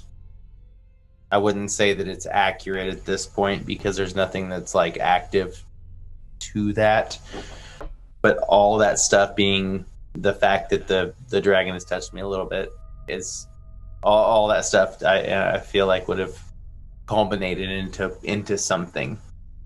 I will tell you that with your hunter's mark, you know for a fact that it returned to its lair after its bout with you. Because when it flew out, it flew to the east, but I'm guessing southeast. It flew out towards the location of Icespire Peak. It flew towards, I'll say it flew towards the Sword Mountains, where Icespire Peak is. And you can even see Icespire Peak from Phandalin on a clear day. Visibly, okay. Yeah.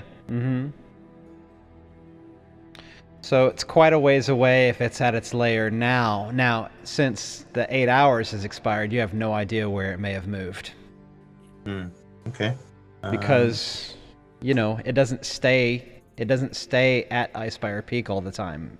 It flies all around the vicinity looking for food. Okay. I think that I will use my primeval awareness to determine whether or not it's within the proximity of the town.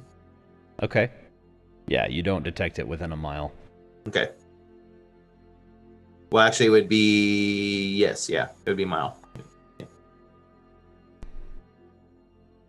I guess hills aren't mountains. Well, how do we keep it grounded? That's what we need to figure out. Nars made a good point. You have this axe, which seemed to be effective. Aye. How do you get yourself? Thardin thinks back to the fateful moment when he struck the dragon with the Dragon Slayer axe and how it reacted in a howl of pain. Well, Nars had mentioned maybe he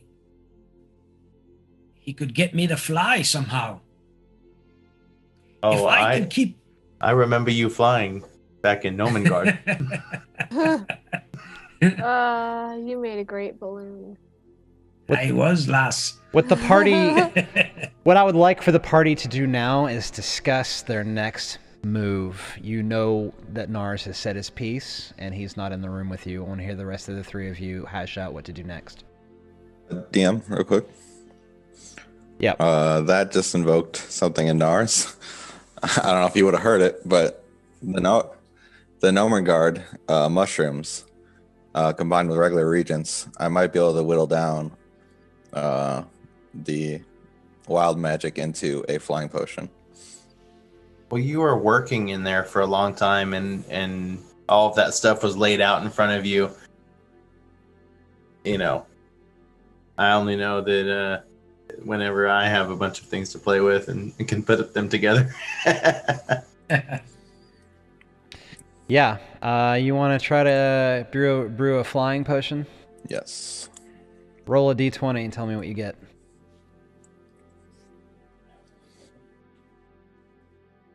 Gary.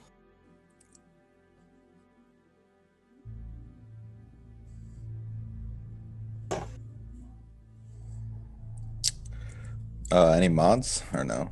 Can I roll my Alchemist Supplies? No mods. Raw. I want the raw roll. Okay, a raw roll would be a 7. So. Oh, raw. Raw. Raw. Y'all are bringing me back to my emo days. Rar means I love you. The party hears Nars call out from the other room. Eureka! Eureka. He discovered something. Let's go check on him. Aye. Let's see what he's done. Willow and Thardin hurriedly poke their heads around the archway door, and they see Nars with a flask of this, whatever color liquid it is. If I would have rolled a natural 1, were you going to have my house explode? Not again. Kill all my friends. I just have to roll a natural 1 to find that out, my friend. Nars, you're holding a potion of flying. I'm swirling it in my hand. Thardin, I have solved your problem.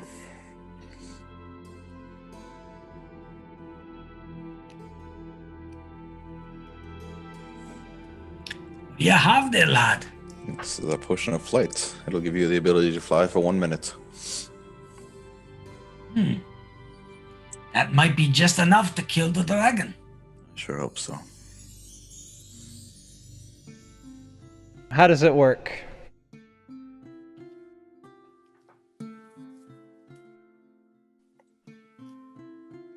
Yeah, it's you ingest it. It takes an action to ingest, and you can fly for a minute. I can give you the exact flight description. I think it's like 30 feet. You get a 30-foot fly speed? I think so, yeah. Let me double check.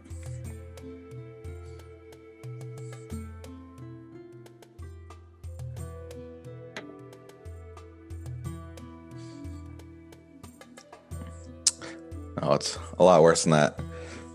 But it's actually a longer time. So that's good. The drinker gains a flying speed of 10 feet for 10 minutes. So you could technically fly to the ground, and then you could run, and then you could fly 10 additional feet, because flight speed is separate from regular speed. Yeah. So you could have a total movement of 40 if you had to. Nice.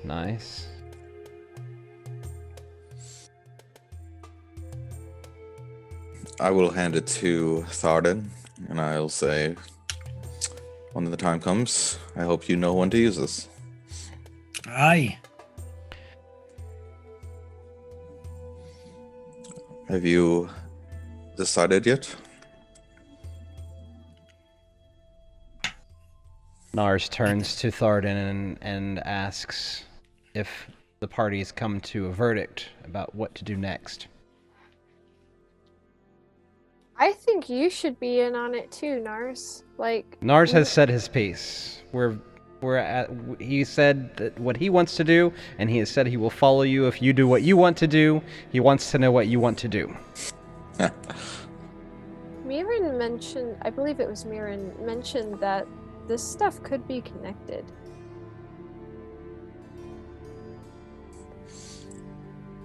Perhaps it's very possible.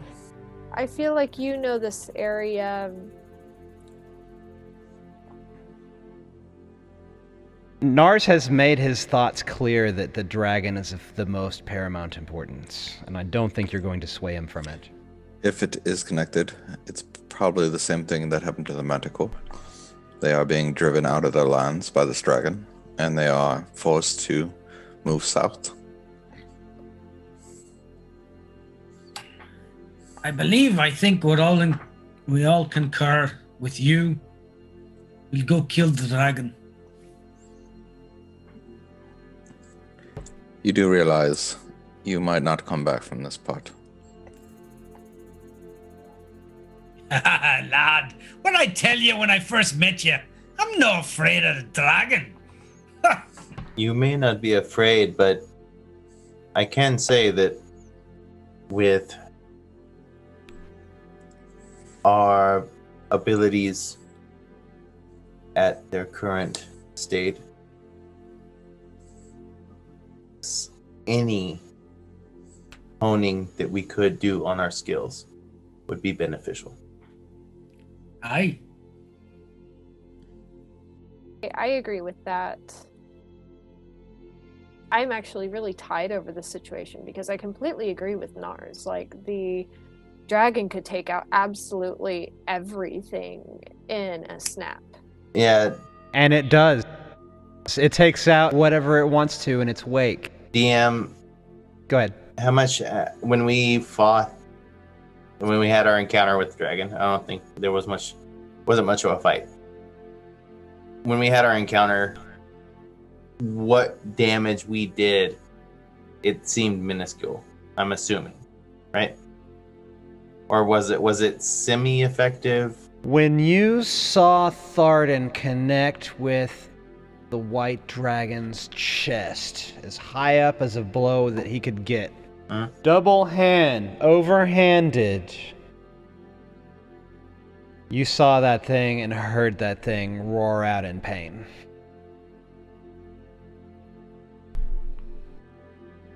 Possibly connecting that the obvious inscriptions of Dragon Slayer on the axe would insist that this is for slaying dragons. Maybe not this particular dragon, but dragons alike. There's something you mentioned before, Myrin, that maybe if we take whatever we have left to salvage and that's on the table here, maybe Barthen might have something that you could use It's worth a check. to help us defeat this dragon. I don't know. It's just a thought.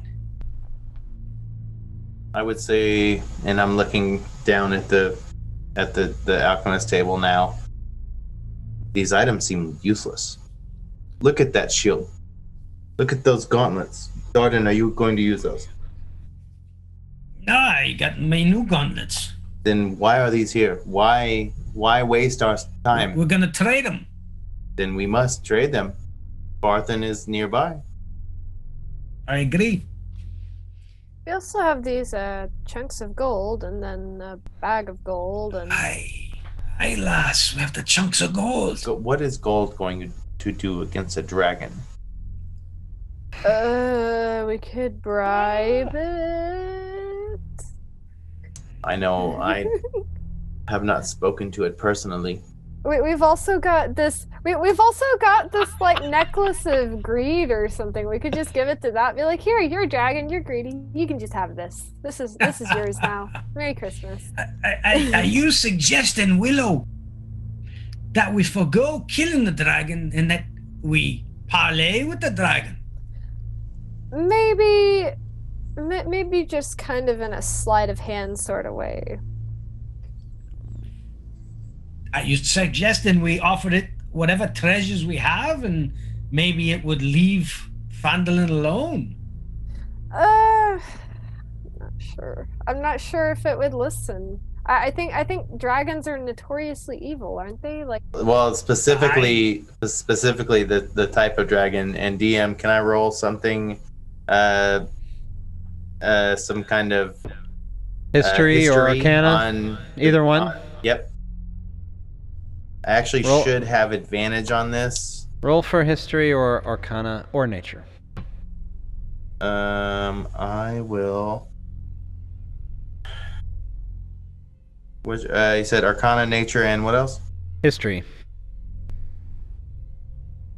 We'll go with nature and its intelligence, and I will have a advantage on that.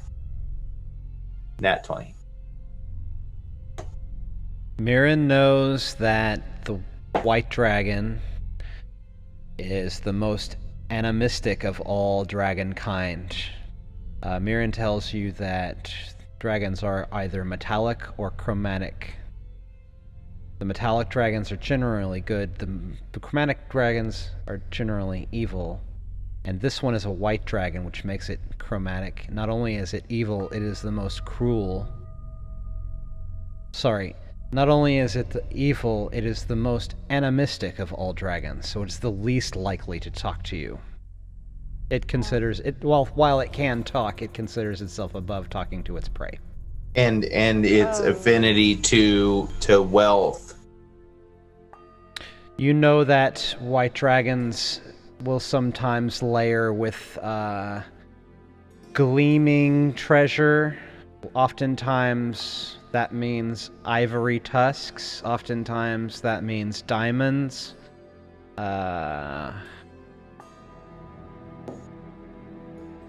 So you have that sort of general knowledge about the kinds of treasures that they like. yeah, sounds like this guy just can't be reasoned with.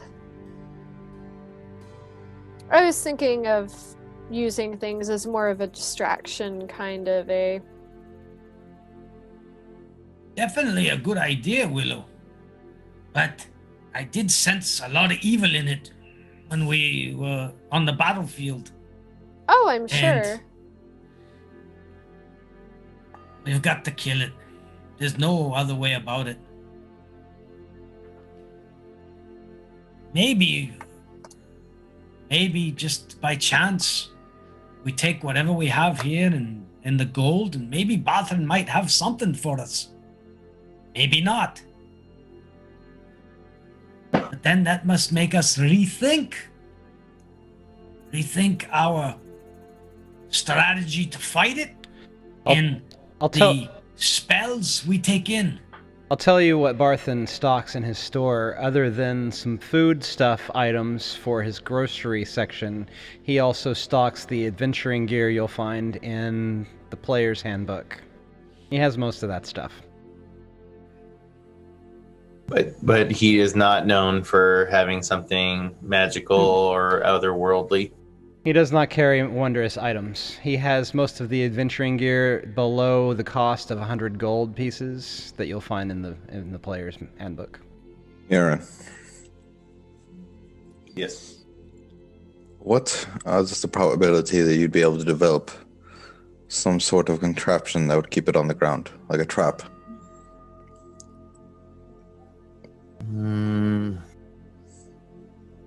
It would have to be something.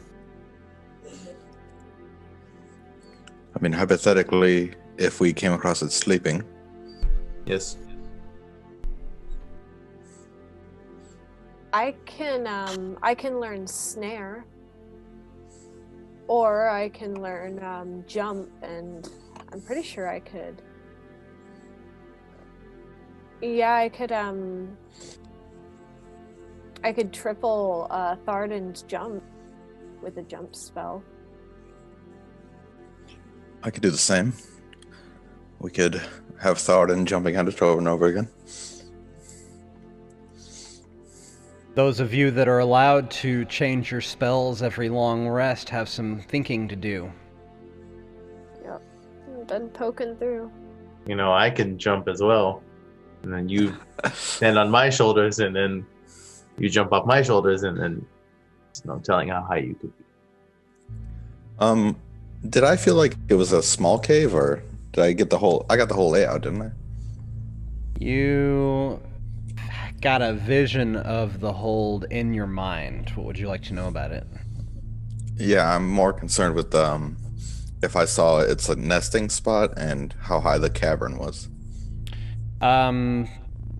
Icespire hold is built into the cliff face of Icespire Peak. You have seen that there is a windy pathway that leads up to a gatehouse. That entire gatehouse is about 50 by 100 feet, and there is a bridge that spans from the gatehouse to the hold proper, which is about roughly 3 times the size of the gatehouse. Maybe 2 times. No, 3. You've seen in your vision the dragon sleeps on the roof of the hold proper. So he actually sleeps outside of the cave. It's not a cave, it's a fortress. Oh, the fortress, yeah.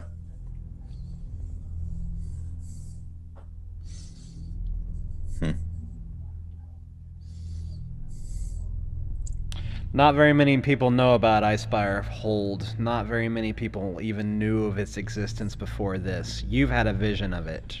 There's not really any research you can do about the interior. Right. Well,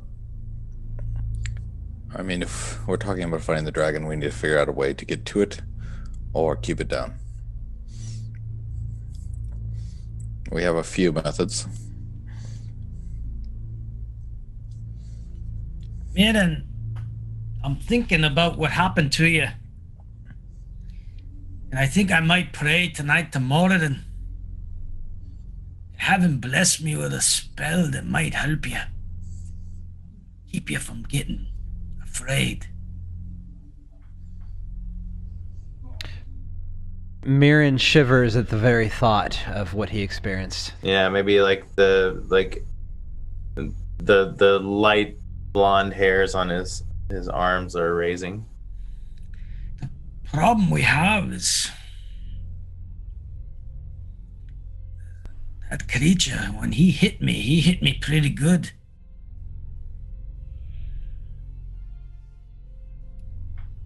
You think that can help you? I think we need to just mainly let him focus on me. But what he did was he left me to go after Nars. Why did he do that? What did you do, Nars, that drew him to you? Well, I'll let you know.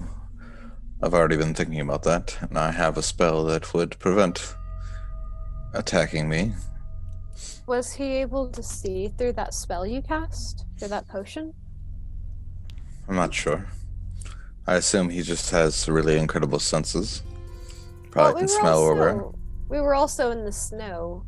We were probably leaving tracks. Right. Very true. I have a spell that you might be familiar with, Thardin. It's called Sanctuary. Aye? Oh, I know of that spell. It deters a creature from attacking you, and they have to make saves in order to do so. If our healers, me and Willow, use Sanctuary on ourselves, we might be able to prolong the life of you and Myrin while you take this thing down. That's a good idea. Aye. And I'll put me heroism on Myrin, and it would make him much braver. Myrin puts his head down as he said that. Hey, being scared is the first part of being brave. You can't be brave if you're not scared. Called out. Hey, Willow saying this to him is also making it like worse.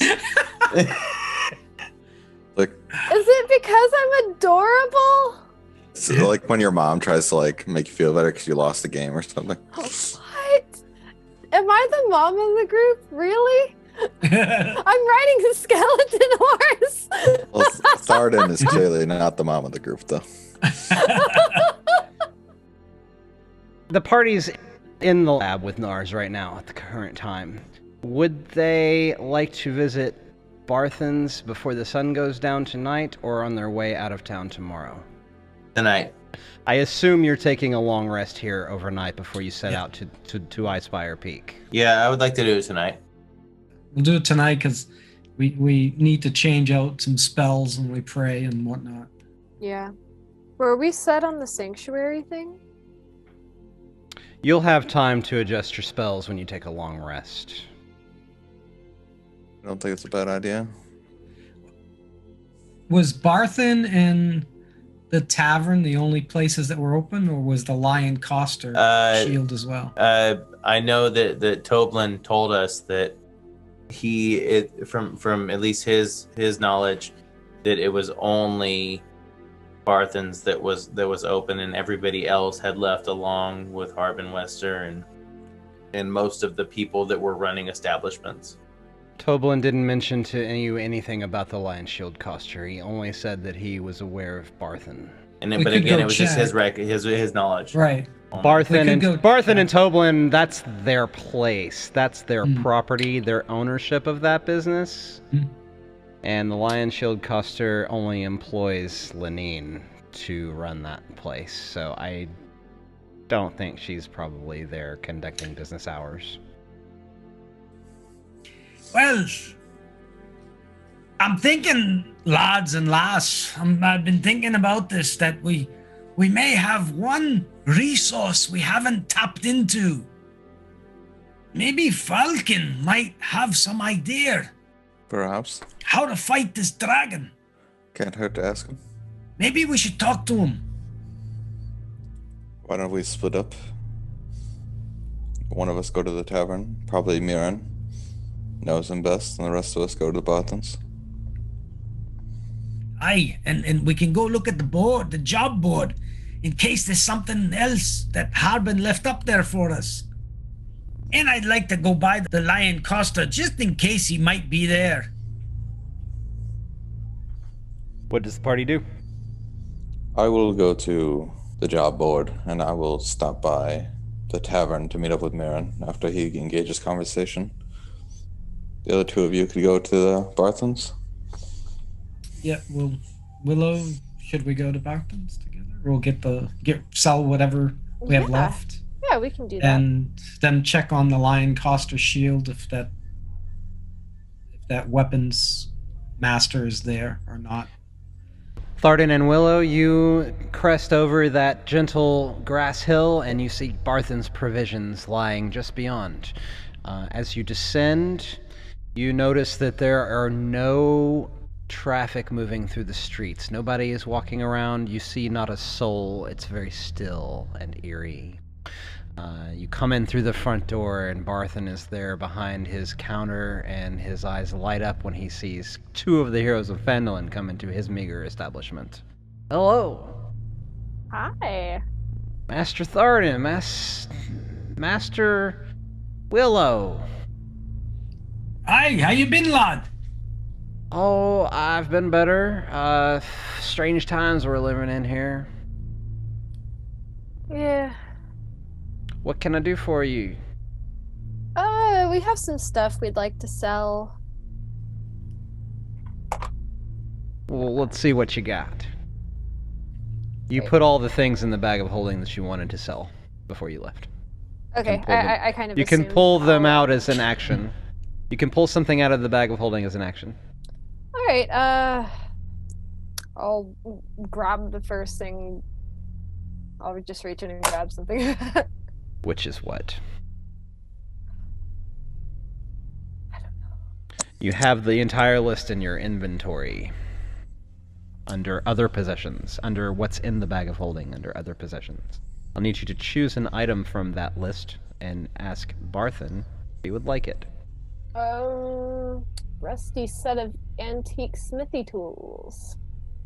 No, I can't do much with those, sweetheart. 500 gold. Not even a little bit of money for them. I'll give you a few coppers for them. Well, it's better than nothing, lad. 5 coppers for the tools. Alrighty. Maybe Smithy can melt them down. Alright, and Thardin, did you want to hang on to your gauntlets and your... No, those you can sell, lass. Because I've got the new ones and I've got a new shield, too. Okay. And now, you can sell those. Alright, so the helm, the gauntlets, and the shield are okay? Aye. Okay, alright. I'll pull those out of the bag and I'll set them on the counter then.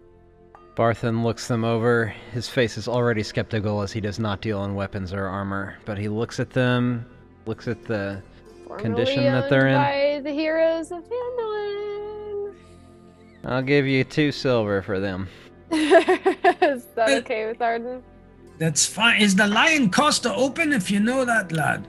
I believe Lenine went down to Axholm with the rest. Aye. By the Wait. way, Master Thardin, thank you for clearing that out for us. Aye.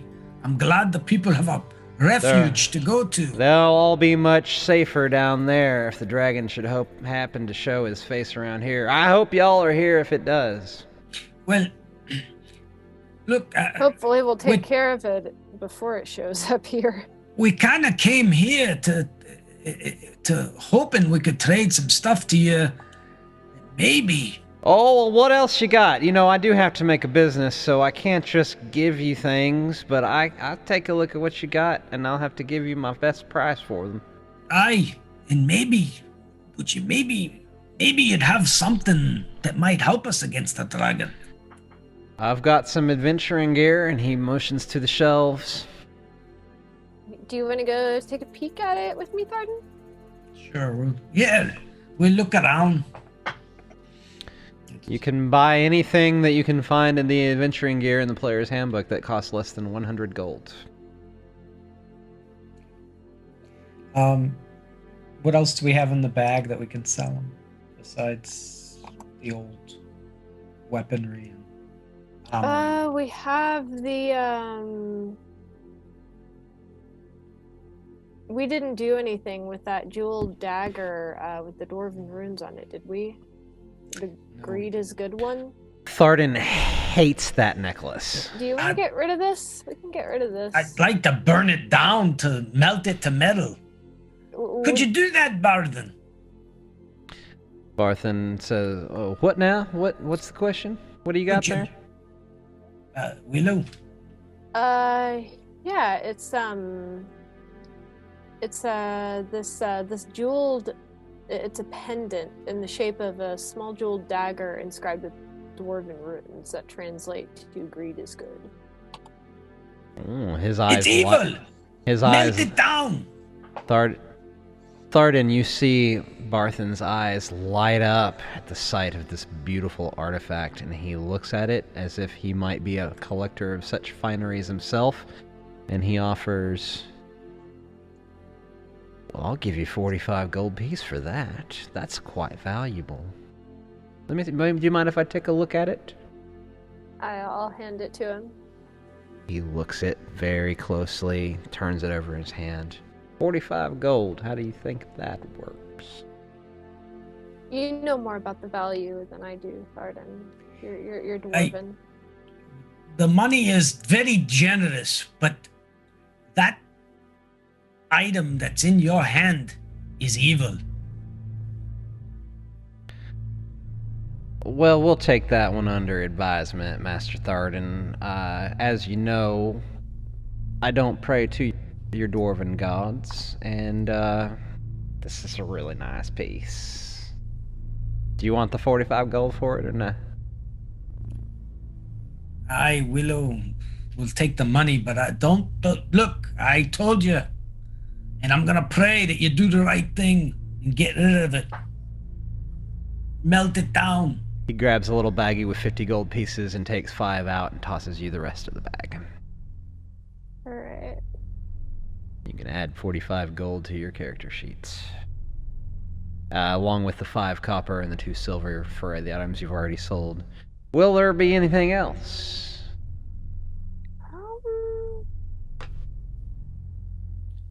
I don't think so.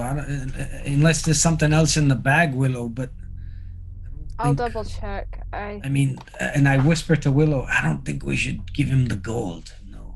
Yeah, no, we'll hang on to that. Yeah, it looks like all that we have left in here is that, and my loot, a crown, and Crown, that was your crown, Yep. right? Yep. Yes. So the Did one you I'm- say a loot? Do you have a loot there? Yeah. His eyes are big and wide. Do you mind if I see it? Yeah, I'm not sure if I want to part with it, but I can definitely show it to you. I play. I would really like to take a look. Did you find a loot in your adventuring? Mm-hmm. So I'll show it to him. Do you know anything about it? He takes the loot and it looks like he's never seen or held such a gorgeous instrument in his life, and he starts to pluck out a little tune on the lute, and it's a nice little instrumental ditty, and as he does so, you can see rising up behind him some illusory images of farm life and what he knew back in Tribor before coming to Phandalin to open his own business. And you see an image of a horse run across the background behind him, and he finishes his little tune and hands it back to you. He's like, I could never afford to buy this from you. It was really cool. Let's see if we get through this, and I'll come by and we can jam together sometime, okay? Sounds good. Can't wait. Have fun killing that dragon now. Thank you, Baltham. Thank you. We'll see you Pleasure next- doing biz with you. And don't forget what I said about that item. Moradin go with you, Master Thardin. Aye. And also with you. And you close the door on Barthen's provisions. The Stonehill Inn, where Myrin has just walked in to look for Falcon. You do not see him, but you do see Corwin and Pell are at the table behind the booth, next to the Heroes of Phandalin's booth. They're sitting there enjoying a light dinner together. Nars comes in the door shortly behind you, having seen nothing on the job board. Nothing was posted, no activity. It's a ghost town out there. Myrin would walk up to the bar and walk just to the left of Pell and Corwin, and say to leaning over the bar, yelling out to Toblin, make sure you take care of these two here. Will do, Master Myrin. And I look over at Corwin. He nods at you.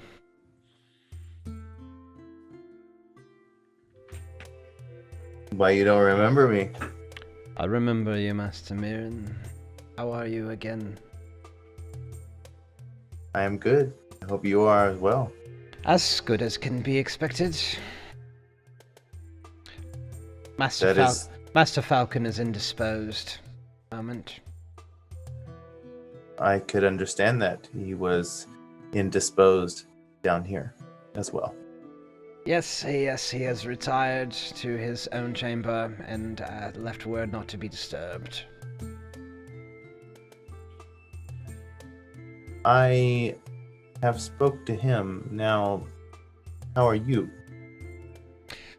Oh, Pelendar, as good as can be expected, Master Myrin. We were attacked in our own home by some sort of lightning beast, and 20 or so head of orc. I put my hand on Pel's shoulder and I give a sympathizing grip. You see a little tear streak down Pel's face. I understand you lost your home, but it is not something that you should dwell upon.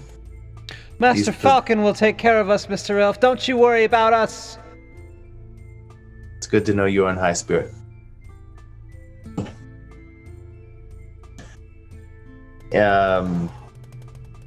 As for Falcon, he does not seem to be in such high spirit. What do you know? Oh, Corwin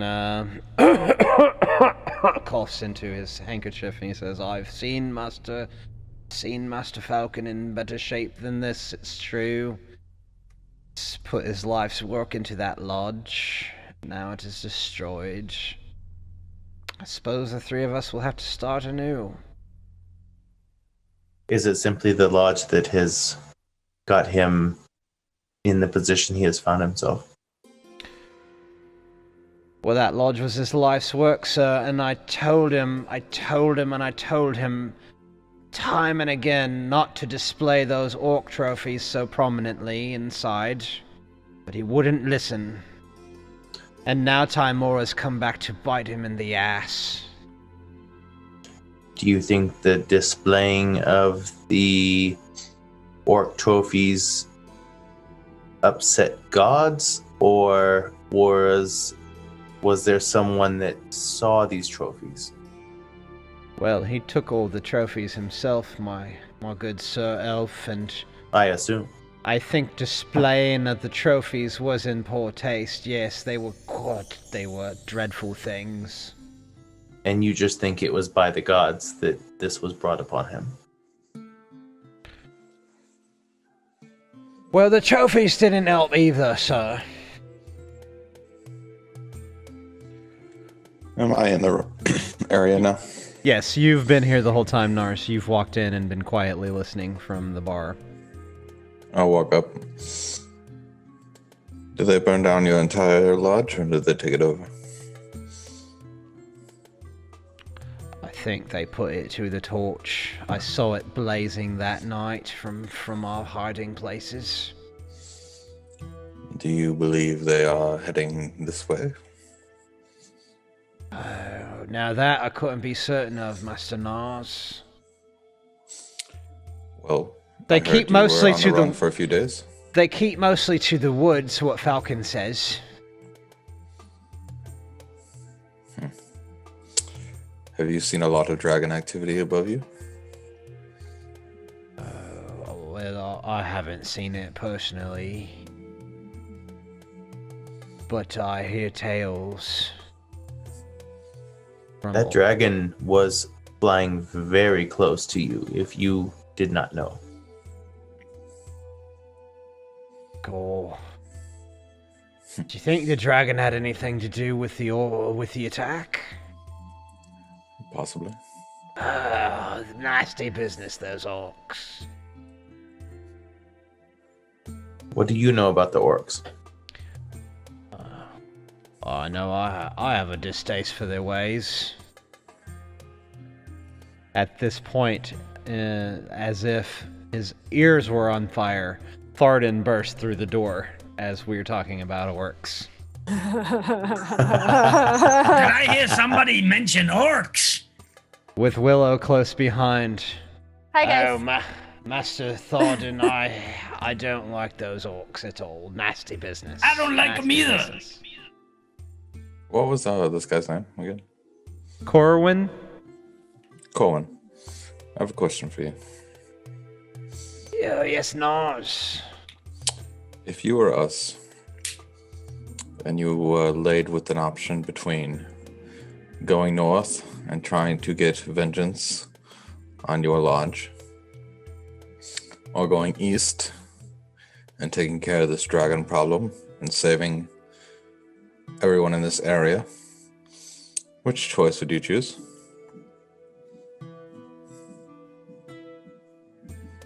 Oh, well, I can't speak to what the heroes of Phandalin would do. Speak to what you would do. What would I do? I suppose I'd take out the most imminent threat first. And that would be? He thinks for a good long while. Don't rightly know, Master Nars. What do you think your Master Falcon would do? Vengeance. I know what Master Falcon would do. Everyone knows what Master Falcon would do. But I think well, my goodness, I've not seen the dragon myself, but I've heard stories about them since birth, and if they're to be believed, I'm sure a dragon is much more threatening than the spellcasting orcs and their giant boar. It was a gargantuan boar. It was as tall as the palisade.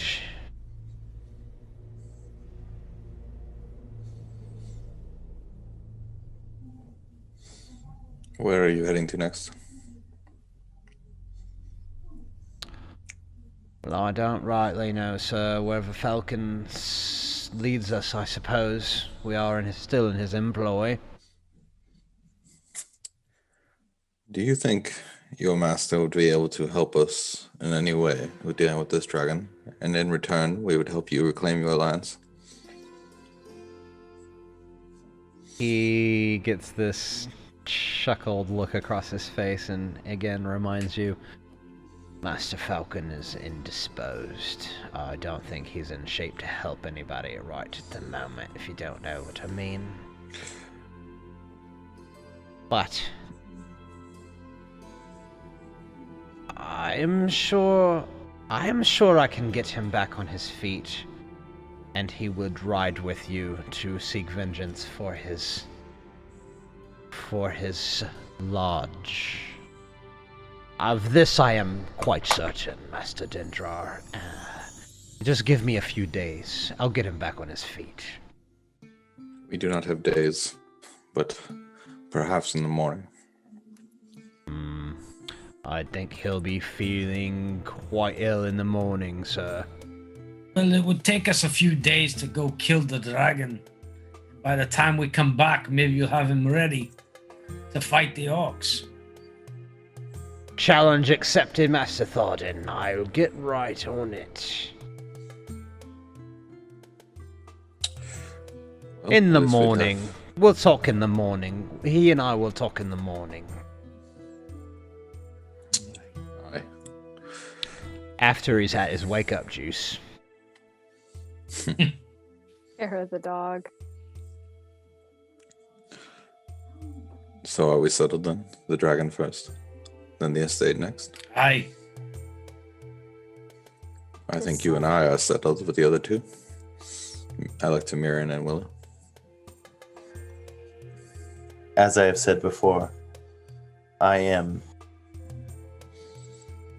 aligned with the goals of protecting Phandalin.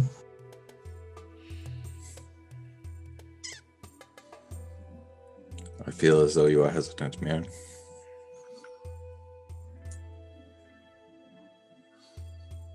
The people of Neverwinter Wood have surely taken the same, if not more, losses. It's hard not to credit them. I think a large part of that is because we do not have a strong foothold in this area. One malfeasance comes across, and this whole town falls apart. And they are not able to help those in need. I understand that the town of Phandalin is probably one of the most influential towns in this area, and we must protect it. It seems that The dragon has a focus on this town. I do not know why. It has not become clear. I feel as though I'm dragging the two of you along. You brought us here. Your message brought us to this town. And here we are. Why not finish what we started?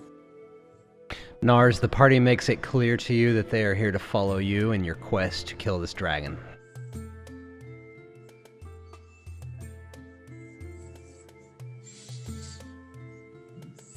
You know, Myrin, I've never thought of it that way. That you have your own town. But it's not really a town, it's a wood. And you've grown up there. Much is lost. And much more will be lost if we do not put down those orcs. Or the dragon. I say we ride out tomorrow, take care of this problem within a couple of days, and if we are still living, we clear out the woods. What do you think, Willow? Is that a good plan? Actually, I'm kind of following you guys. I'm still learning stuff. The party all puts their hands into the center of the circle, and then they make a pact to ride out in the morning and go east. They return to Nars' abode after some dinner and have a long rest.